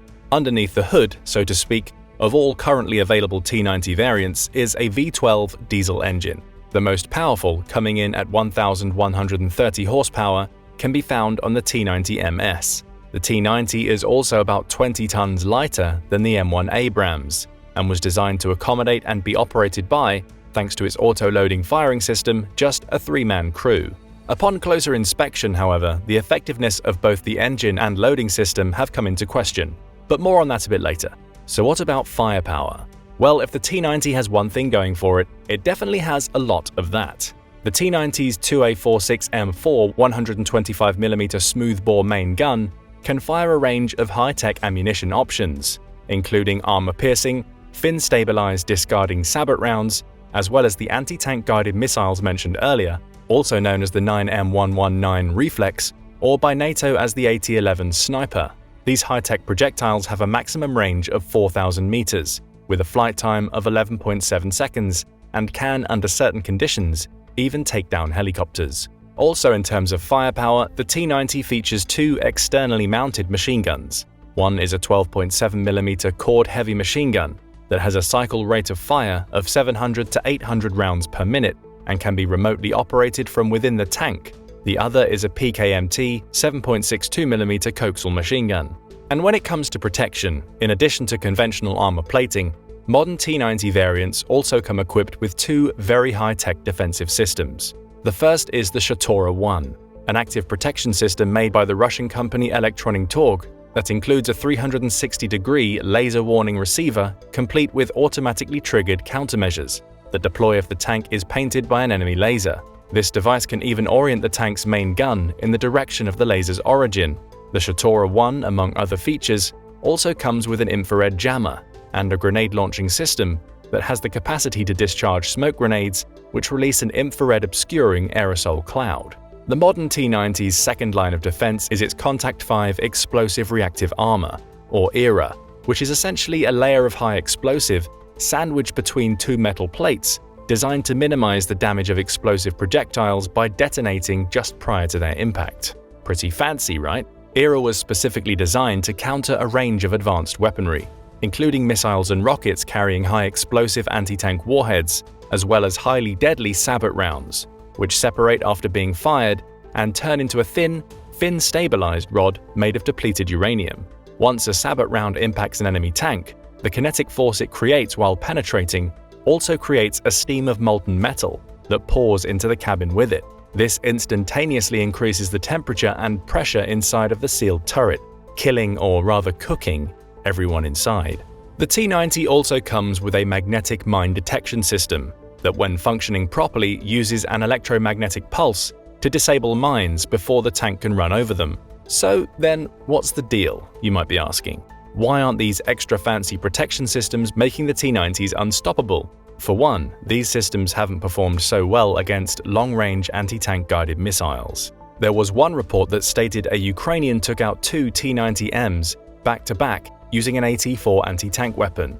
If that report is accurate, this would be a very impressive set of skills. The Swedish-made Saab AT-4, given to the Ukrainians by the US and Sweden, is a lightweight, shoulder-launched anti-armor weapon. However, despite delivering an 84mm projectile out to a range of 300 meters, this unguided weapon should not be effective against a T-90M's reactive armor, which the manufacturers claim is effective against not just low-speed rockets and missiles, but also tank rounds coming in at hypersonic speeds. There are, it seems, even more embarrassing ways to lose a tank, which Russia has also discovered recently. Apparently, a group of Russian technicians accidentally set fire to a T-72 they were attempting to repair. In the confusion, the ammunition on board caught fire and exploded, completely destroying the tank and damaging 2 others nearby. The loss of this tank and the 2 T-90Ms suggest that a more complex set of problems might be plaguing the Russian military. And this makes the actual durability and effectiveness of the T-90 more difficult to determine. Is the hyped T-90M any less vulnerable than earlier models? It's hard to tell when it's regularly being used without proper tactical or common sense. Another reason the T-90 was poorly conceived compared to other main battle tanks is that its underlying design is outdated. Ultimately, as we mentioned before, the T-90 is simply an improved version of the T-72. Essentially, the turret of the T-80 and the hull and drivetrain of the T-72 combined together and covered over with reactive armor. And because the T-90 is in its essence only an update, it retains all of the defects of its bargain-built older brothers. Its inherent shortcomings, leading to the apparent failure of the T-90's ultra-modern defensive systems, is one thing, but this tank has also been the victim of tactical incompetence and has regularly been rolled into impossible no-win situations. In modern warfare, advancing tanks are supposed to be supported by infantry, for the very purpose of suppressing enemy ground troops who might be using anti-tank weapons, like the AT-4. Deployed armor should also have artillery support, if only to help mitigate any long-range threats. Sending tanks forward without defensive support, as Russia has continued to do in Ukraine, makes them extremely vulnerable, especially to infantry units using shoulder-launched weapons. Mobile ground units, when allowed to get in close, can carry out ambushes at short range, which allows them to focus their attacks on a tank's more vulnerable target areas. A particularly vulnerable area for these tanks that's also been exposed by the creative fighting tactics being used in Ukraine is the roof. So it seems the T-90 has had some trouble with the anti-tank missiles that are fired from elevated positions and ultimately come down onto these vehicles from above. The T-90's 360-degree active protection system is supposed to protect from this sort of attack, and its failure to do so might suggest that this fancy new system isn't as infallible as first advertised. A range of other deficiencies came to light after the first T-90 was captured, intact, from the battlefield in Ukraine. With the tank now safely in their possession, military specialists from the Ukrainian Center for the Study of Captured and Prospective Weapons and Military Equipment were able to conduct an analysis of all internal equipment and armaments, and went on to publicly announce their findings in March of 2023. When, around the same time, another T-90A was captured, this one was apparently handed over to the US, also for the purpose of research. But when one of Russia's most modern pieces of armor was spotted on a trailer in Louisiana, then subsequently photographed, a debate surrounding the tank's unlikely appearance on American soil exploded on social media. It isn't fully known what the US ultimately had planned for the tank, but we do know what Ukraine did with theirs. They ripped it apart, literally and figuratively. Once the team of Ukrainian experts had completed their investigation, they claimed to have uncovered little more than an old T-72 hiding beneath the shell of widespread Russian propaganda, labeling Russia's new war machine an overall failure and not nearly the breakthrough the Kremlin had been all along claiming it to be. The team of engineers from the Center for the Study of Captured and Prospective Weapons and Military Equipment also noted that the well-praised automatic loader was largely the same design as could be found on the older T-72. The only major difference being that the ammo was now stored in a separate compartment outside the turret. This modification, however, created the complication of tankers having to fully exit the vehicle in order to load ammunition into the main compartment, which, to be done with any practical sense or relative amount of safety, would require that the tank leave the field of battle. Talk about taking yourself out of the fight. The center also reportedly discovered significant limitations concerning the T-90's B92S2F V12 diesel engine, which Ukrainian engineers claimed did not have sufficient power to reliably propel the vehicle, a claim that was supported by videos of T-90s getting stuck in the mud. They also noted that the highly praised Kalina computerized fire control system had incorporated in its design not only civilian electronic components, but some of Western origin, while other electronic components had been assembled without adhering to moisture control requirements, resulting in increased oxidation, shortened lifespan, and unexpected failure. But the embarrassment of Russian tank builders isn't the Kremlin's biggest problem here. If Ukraine persists in revealing the secrets and vulnerabilities of the allegedly advanced systems and technologies of the T-90, this could potentially create a serious financial challenge for Russia in the future. By giving other countries the information needed to produce their own, while simultaneously diminishing the hype surrounding the Russian-made T-90, sales are bound to diminish. And this is no small sum we're talking about. Russia has currently received a combined total of nearly $10 billion for exported T-90s from India and Algeria alone. But a fair amount of damage seems to have already been done. As reports of the T-90's mediocrity have continued to surface, many foreign companies that had previously signed contracts with Russia have swiftly cancelled those agreements. All these technological and mechanical shortcomings, though, are only part of the bigger story. The lack of success the T-90 has had on the battlefield in Ukraine cannot be truly understood without looking at the opposition they faced. It would be a disservice to Ukraine's ferocious troops to do otherwise. Combined with grit and determination born largely of national pride, Ukrainian forces have also received an impressive amount of anti-tank weaponry from the US, as well as other allies. From the US alone, Ukraine has received more than 10,000 Javelin anti-armor systems, 90,000 other anti-armor systems and munitions, 8,000 tube-launched, optically tracked, wire-guided TOW missiles, 35,000 grenade launchers and small arms, 4 million rounds of small arms ammunition and grenades, and a whole slew of laser-guided rocket systems, rocket launchers, and anti-tank mines. According to Washington's regularly updated list of wartime contributions, which includes 31 Abrams tanks, 45 T-72B tanks, 186 Bradley infantry fighting vehicles, 20 Mi-17 helicopters, dozens of combat drones, lots of state-of-the-art satellite communications equipment, and more than 100,000 sets of body armor and helmets, President Biden has provided nearly $44 billion in military assistance to Ukraine thus far. Weapons are a critical part of warfare, that's obvious, but without resourcefulness, they will only take a conventional force so far, which makes the new tactic Ukrainian forces have been using against Russian tanks that much more impressive.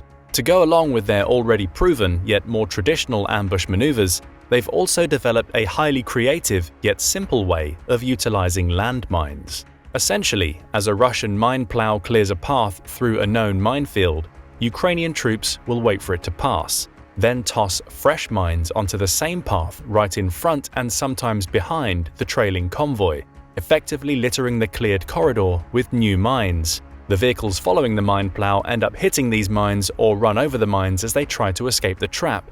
To execute this brazen new maneuver, the Ukrainians have been utilizing two different types of mines. One is the Soviet TM62, the other is the American Remote Anti-Armor Mine System, or RAM, of which the US has donated more than 30,000. The 21-pound TM62 is what you think of when you think of a traditional mine, basically a big metal disc packed with explosives and fitted with some sort of fuse. The RAM, on the other hand, is slightly different and consists of 9 mines that are 4 pounds each, stacked together in a hollow 155mm artillery shell. With practice, Ukrainian troops have found that a few well-aimed volleys can scatter scores of these, each with a magnetic fuse, across a relatively wide area. This tactic has been a big success recently, as armored vehicles have continued to roll in neat lines across the fields and forests between the Russian-occupied cities of Pavlivka and Volodar. And what often happens, after the lead tank hits a mine and explodes, the rest of the column attempts to scatter. Some vehicles try to go around the wrecked lead vehicle, only to hit a mine themselves. In these scenarios, even retreat is dangerous, as there might be fresh mines now scattered behind the column, littered across the very path it used to come through. In the past weeks, in the region surrounding Volodar, the Russians have lost 30 or more armored vehicles, including a few tanks, and it seems that well-placed mines have largely been the cause. To defeat these tactics and save a few of their prized T-90s, Russia will need, at minimum, better intelligence and a more flexible command and control strategy. In theory, the narrow TM62 minefields shouldn't be that hard to avoid if the opposing force was able to, let's say, organize 24-hour surveillance and a reliable means of disseminating information to its frontline forces. And Russia will need exactly that if they want to keep ahead of Ukraine's clearly savvy military engineers. But what do you think? Have the technical shortcomings of the Russian T-90 been the primary cause of its poor performance? Or are these tanks being utilized poorly and judged unfairly? Also, how might foreign military aid and Ukraine's improvised tactics be contributing to the loss of so many Russian tanks? Let us know in the comments. And don't forget to subscribe for more military analysis from military experts. As of June 2023, Russian tank losses have exceeded a whopping 4,000 since the beginning of the war in Ukraine. That is a lot of tanks, and Putin's troubles don't end there. Russia will have a manpower shortage very soon unless Putin orders another wave of mobilization. But Ukrainian losses have not been insignificant either. So far, Ukraine has managed to constantly mobilize their soldiers and replace their losses. But how long before they start running out of manpower too? Will Putin run out of troops before Ukraine does? Let's hear what our military experts have to say. In February 2023, word got out that a treasure trove of classified US documents had been leaked across the popular social media platform Discord. In those documents were some harsh assessments of the future of Ukraine's counteroffensive against Russia, who had begun their full-fledged invasion a year earlier in February 2022. The more than 100 documents included secret and top-secret files on foreign intelligence, analysis of opponent forces, and briefing documents for US military and government officials. One file in particular stood out. In its pages, the source claimed that Ukraine would be faced with significant force generation and sustainment shortfalls, and the probability that any Ukrainian offensive in 2023 would result in only modest territorial gains if not supported by a sufficient number of troops and hardware. This report was not the first time Ukraine was challenged on whether they had enough men to defeat the vastly larger country of Russia. It's been evident for some time that both Ukraine and Russia have seen a decline in their populations. For Ukraine, the 2014 invasion of the Donbas region and Crimea initiated their population decline. Their population loss has significantly increased since the February 2022 invasion, coupled with the indiscriminate bombing of civilian areas and brutalization of any population that didn't evacuate. Russia, despite having a vastly bigger population, has a vastly different problem. It's huge, aka hugely embarrassing losses of hardware. Russia's hardware problems in comparison to its troop losses are perhaps a more reliable indicator of just how bad the war has been going for them, since tanks, infantry fighting vehicles, trucks, and artillery are big and bulky. Their losses are harder to hide and can be counted and identified more easily than individual soldiers. When analysts look at hardware losses Russia has suffered, the numbers are simply staggering. An analysis done by the Ukrainian General Staff reports that Russian armed forces have lost over 3,900 tanks, 7,600 armored fighting vehicles, 6,400 unarmored vehicles and fuel tanks, 3,700 artillery systems, 600 multiple rocket launch systems (MLRS), 350 air defense systems, more than 300 planes, 300 helicopters, 3,200 drones, and 18 ships. To put this all into perspective, Russia was believed to have only around 3,500 main battle tanks before the invasion. The best estimates were that they invaded Ukraine with a total ground force of around 150,000 soldiers. An update on June 21, 2023 from the same Ukrainian source suggested that the number of lost Russian tanks has just exceeded 4,000. While the estimate from Ukraine might be biased, those from neutral open source group Oryx are not. They count only those weapon systems for which they can prove beyond a shadow of doubt that they were destroyed or captured, and document each and every loss in their figures. They report as of June 13, 2023, Russia has lost at a minimum 2,070 tanks, 894 armored fighting vehicles, 2,454 infantry fighting vehicles, 318 armored personnel carriers, and thousands more mine-resistant vehicles, transports, mobile artillery, air defense systems, and various intelligence, supply, and command vehicles. Since Oryx only includes confirmed losses, even they admit Russia's real losses are much higher. There are several indications of how bad Russian material losses are.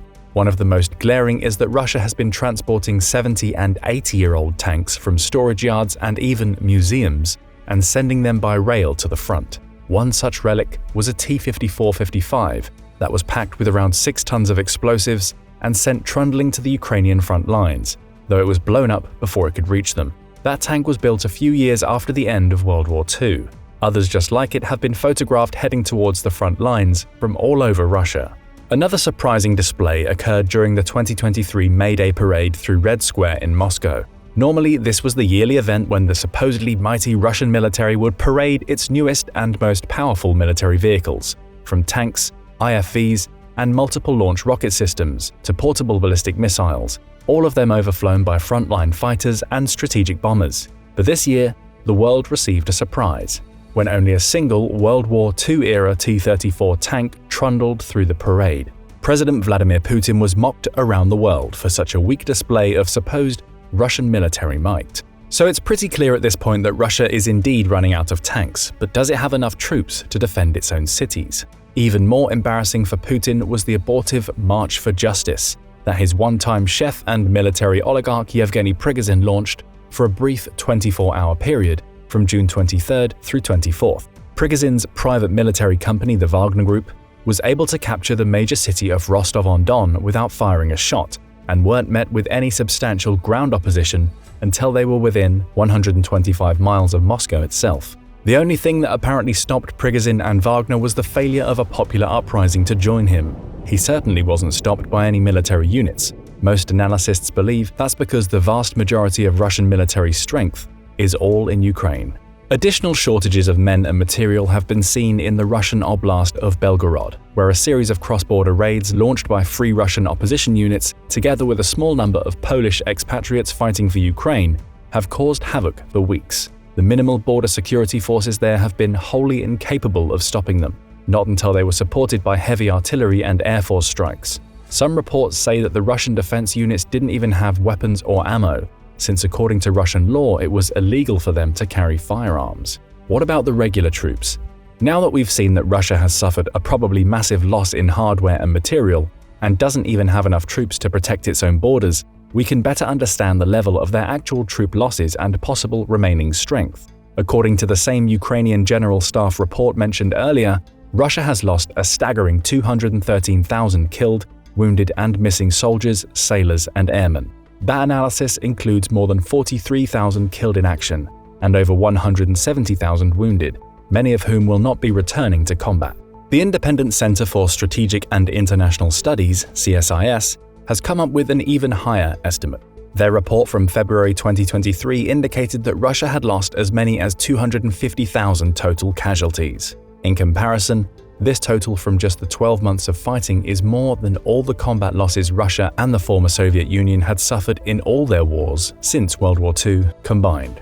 The estimate of 250,000 casualties would have increased by an additional 60,000 to 70,000 casualties between February and June of 2023.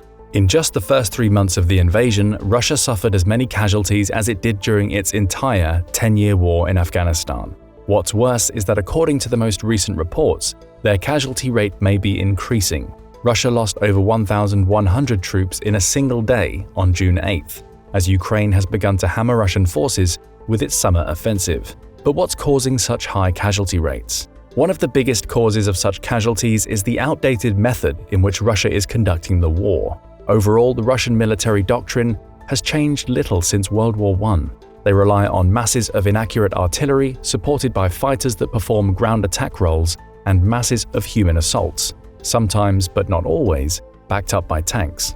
But the Russian Air Force, known as the SVS, has seen high losses as well, due to the large numbers of surface-to-air missiles sent by the US and NATO members. They've been reluctant to fly over Ukrainian territory and prefer to lob bombs from the safety of Russian-occupied territory. Russian doctrine also suggests that if the first human assault fails, keep sending in more troops until the defenders fold.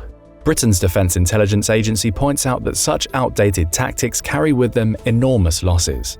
Their report states that a combination of poor low-level tactics, limited air cover, a lack of flexibility and a command approach which is prepared to reinforce failure and repeat mistakes has led to Russia's high casualty rate among its troops in Ukraine.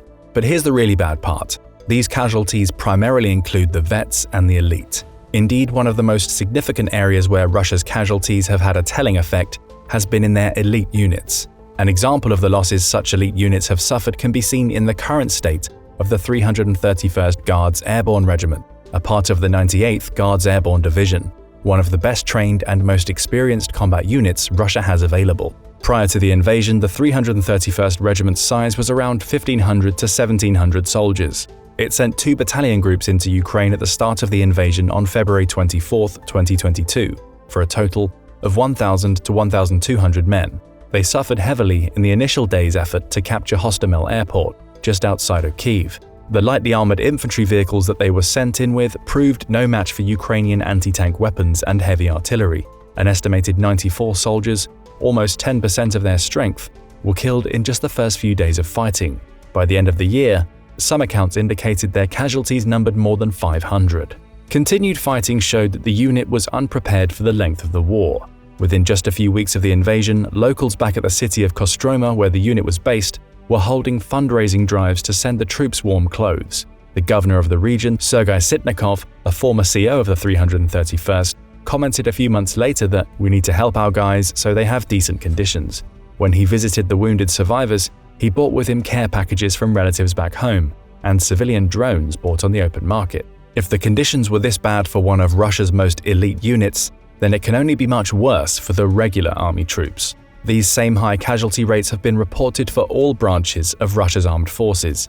But since the best trained, most elite units are the ones that can be most trusted in a fight, those are the ones that can see the most intense combat, often spearheading assaults in battles around Mariupol, Bakhmut, and as we've seen with the 331st, the initial drives on Kyiv.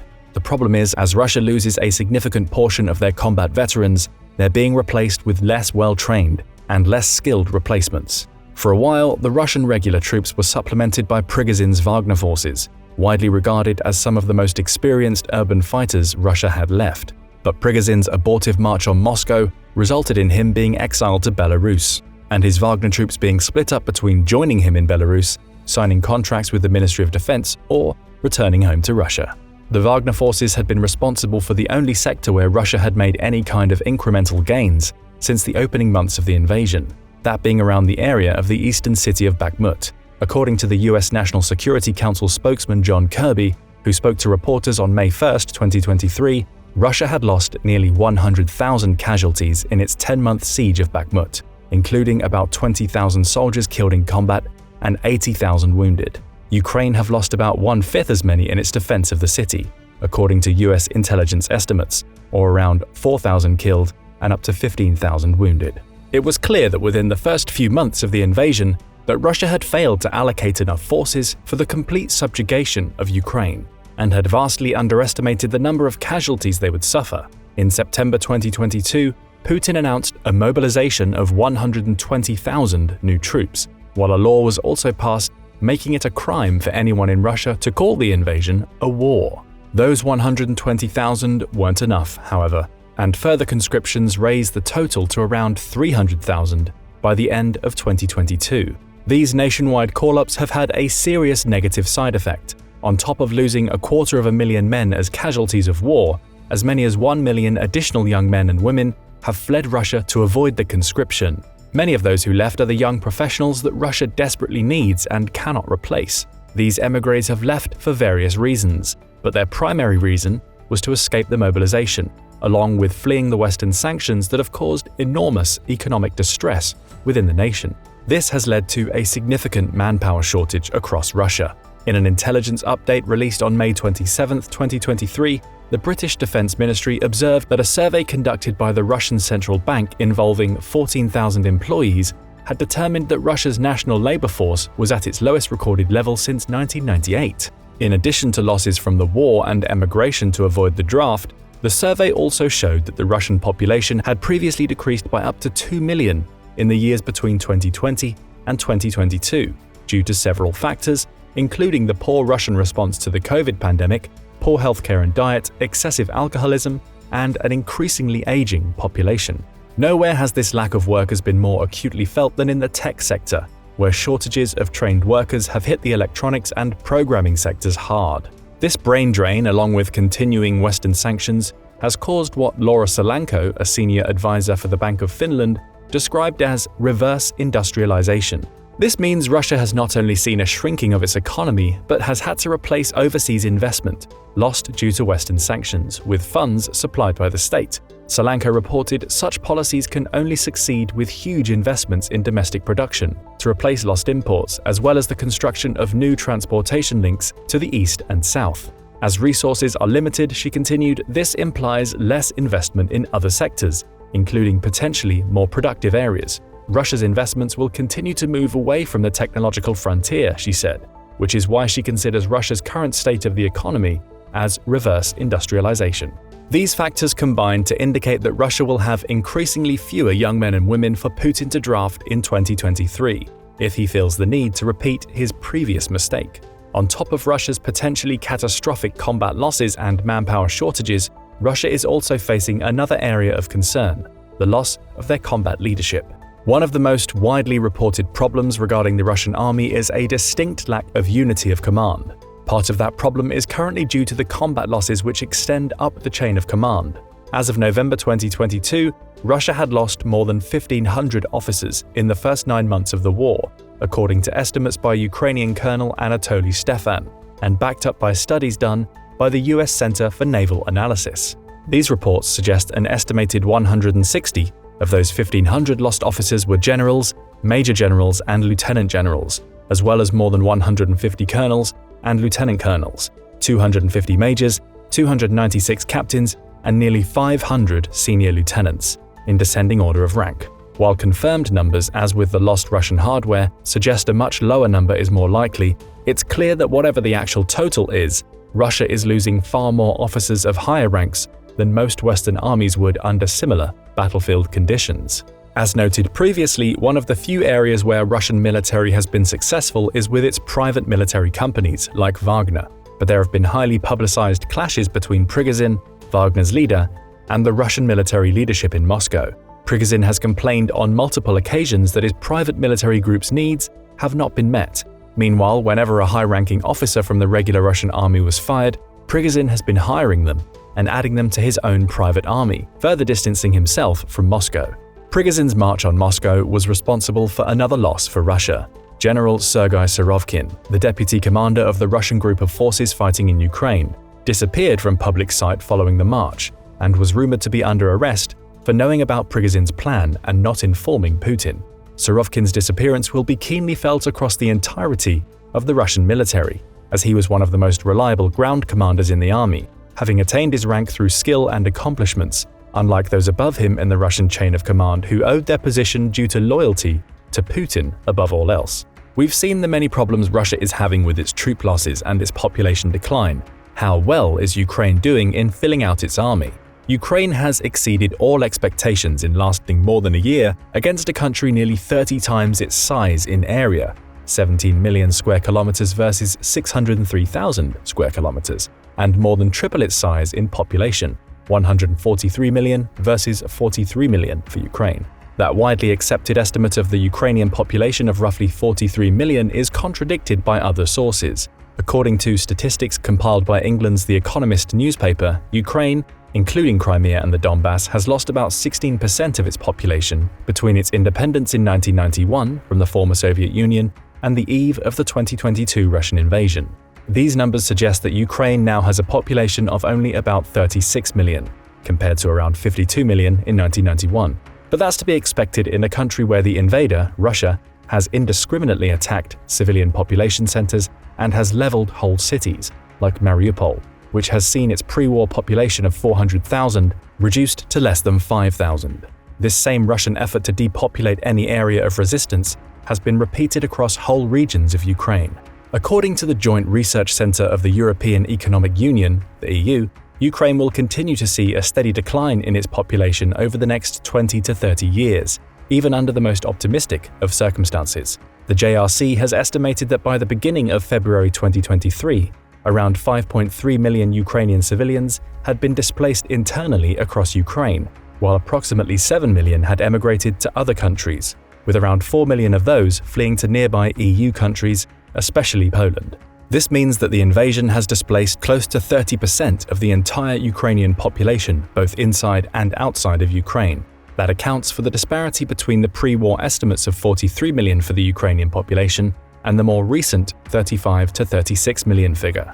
It would seem then that Ukraine could be facing a shortfall of the younger demographic that usually makes up military service recruits. However, those numbers belie the reality that an overwhelming number of volunteers have flooded the Ukrainian army, more than they can adequately train and supply. Since the beginning of the invasion in February 2022, Ukraine has seen a truly heroic response not just from within its own borders, but from abroad as well. An estimated 2,000 to 3,000 foreign fighters are believed to be serving in 3 battalions of a Ukrainian unit named the International Legion, according to analysts and academics monitoring them. But because the Ukrainian government wishes to keep such numbers private, these numbers are only best guess estimates. In the early months of the war, Ukrainian officials estimated that as many as 20,000 volunteers from more than 50 countries had arrived to help fight against the Russian invasion. But according to analysts and interviews with many of the foreign fighters who stayed, the vast majority appear to have returned home before the summer. Hundreds of the better-trained volunteers have since then been integrated into smaller units that operate independently of the International Legion. These groups, led by long-time regional opponents of Moscow such as the Georgian Legion and Chechen battalions, as well as other primarily Western units with names like Alpha, Phalanx, and the Norman Brigade. Some of the volunteers who stayed are being used to train young Ukrainian recruits, though their training is often rudimentary.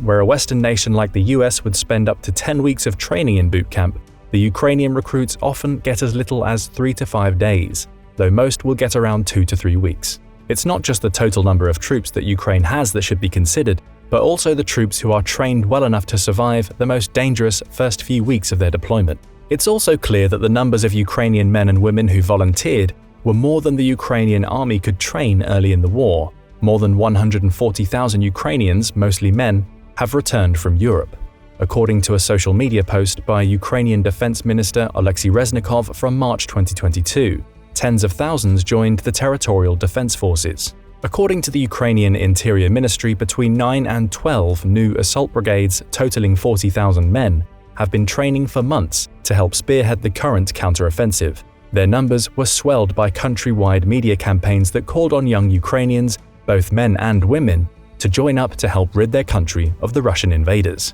One of the leaked assessment documents from February 2023, titled Russia-Ukraine Assessed Combat Sustainability and Attrition, compiled by the US Defense Intelligence Agency, suggested that Ukraine had suffered as many as 130,000 total casualties, including 17,000 killed in action and another 113,000 wounded. Ukraine has been very tight-lipped about their own casualty figures, so these numbers are merely best guess estimates. Overall, it can be seen that Ukraine does have less population from which to draw its military recruits, while sustaining very large losses over the first year of the war. Offsetting this has been a continued strong volunteer effort from both inside and outside Ukraine. The violence that Russia has unleashed on the Ukrainian civilians has convinced many in Ukraine, who would normally let others do the fighting, to step up and join their country in defending against the Russian invaders. No matter how long this war goes on, whether for months or years, it doesn't appear that Ukraine will run out of highly motivated volunteers anytime soon. The original question, will Russia run out of troops before Ukraine does, seemed at first to be an easily answered question. With 3 times the population, it would have appeared that Russia would simply be able to wear down Ukraine over years of relentless, grinding warfare. But the reality is, Russia's military is on the brink of collapse. Their best units have been shattered, and their ranks have been filled with ill-trained, poorly supplied, and poorly led conscripts. Their once vaunted dominance in tanks is now just a memory, and their artillery is being outfought and outshot by more accurate and longer-range systems supplied by the West. Russia's air force can't gain air superiority over the battlefield, while Russia's economy is so drastically damaged that they simply cannot replace the losses they've suffered in high-tech weapons. Ukraine appears motivated enough and well enough equipped that if the war were to last another year or another 10, they'd never run out of people willing to fight to remove the last Russian occupier from their land. But what do you think? How close is Putin to completely running out of soldiers? Will Ukraine continue to be successful in replacing their short-term manpower deficit? Let us know in the comments, and don't forget to subscribe for more military analysis from military experts.